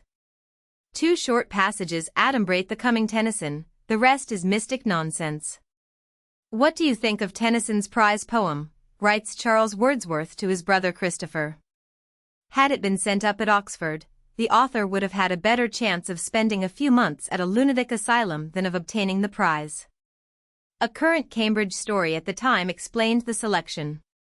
There were 3 examiners, the vice-chancellor, a man of arbitrary temper, with whom his juniors hesitated to disagree, a classical professor unversed in English literature, a mathematical professor indifferent to all literature. The letter _G_ was to signify approval, the letter _B_ to brand it with rejection. Tennyson's manuscript came from the vice-chancellor scored all over with _G_S. The classical professor failed to see its merit, but bowed to the vice-chancellor and added his _G_. The mathematical professor could not admire, but since both his colleagues ordained it, good it must be, and his _G_ made the award unanimous. The 3 met soon after, and the vice-chancellor, in his blatant way, attacked the other 2 for admiring a trashy poem. Why, they remonstrated, you covered it with _G_S yourself. _G_S, said he, they were _Q_S for queries, I could not understand a line of it. 12b. Enoch Arden, page 34. 13. Ethan, page 169. Reprint by Bell & Sons, 1898. 14a. Ethan, page 17. 14b. His deferential regard for army rank was like that of Johnson for bishops.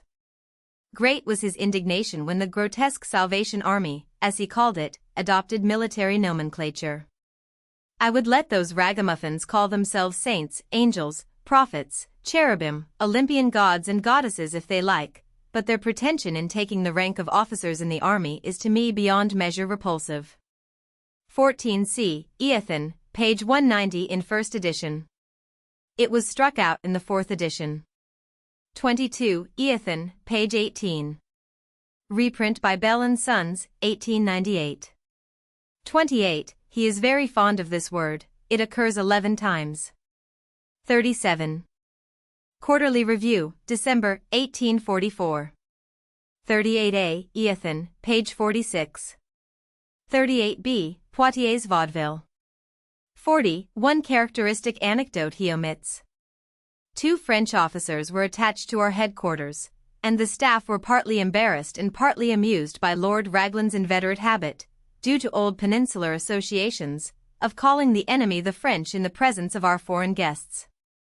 47. Some of us can recall the lines in which Sir G. Trevelyan commemorated the owl's nocturnal flights, when at sunset, chill and dark, sunset thins the swarming park, bearing home his social gleaning, jests and riddles fraught with meaning, scandals, anecdotes, reports, seeks the owl a maze of courts which, with aspect towards the west, fringe the street of Sainted James, where a warm, secluded nest as his sole domain he claims, from his wing a feather draws, shapes for use a dainty nib, pens his parody or squib, combs his down and trims his claws, and repairs where windows bright flood the sleepless square with light. 60. Greville, 7.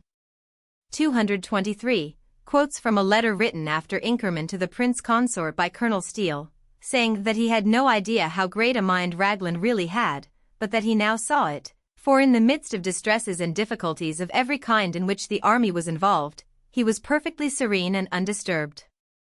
63. Go quietly might have been his motto, even on horseback he seemed never to be in a hurry.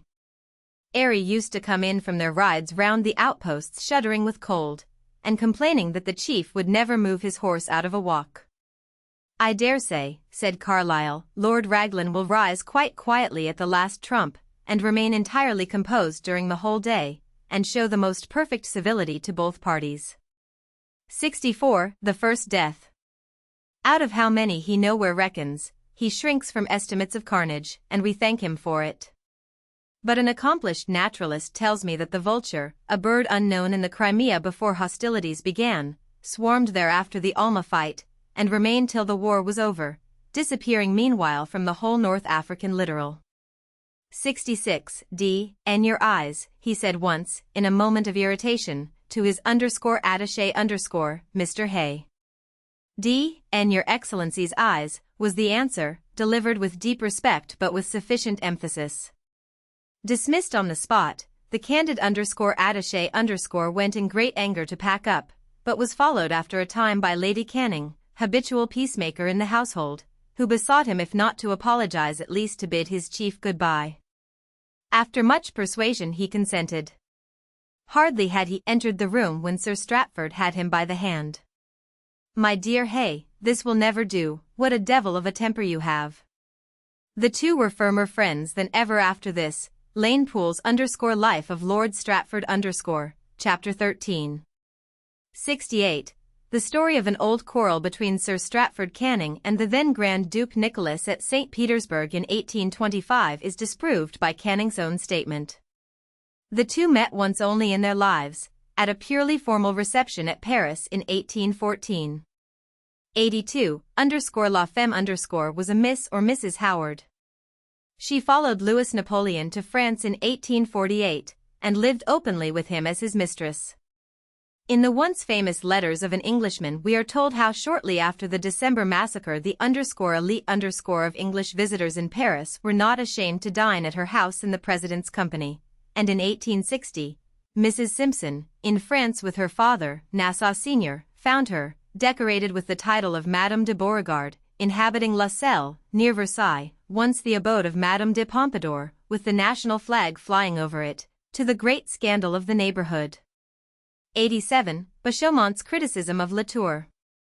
Lady Dilke's French Painters, page 165.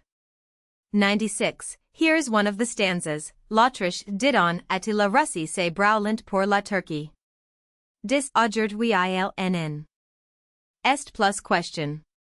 En invitant un femme charmante, le Turc atjeln compliment, est devenu pour nous un trait d'union. 111. Blackwood's Magazine, December, 1895, page 802. 130. I inserted this quotation before reading the Etchingham letters.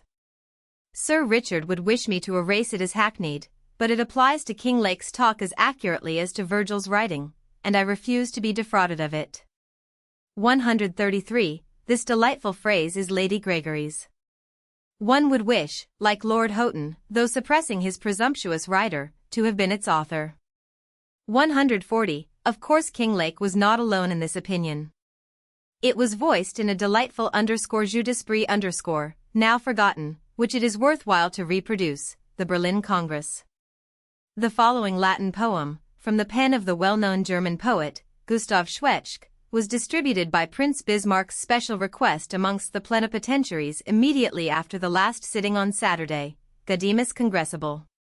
Gaudimus igitur socii congressus, post dolores bellicosos, post labors gloriosos, nobis fit decessus.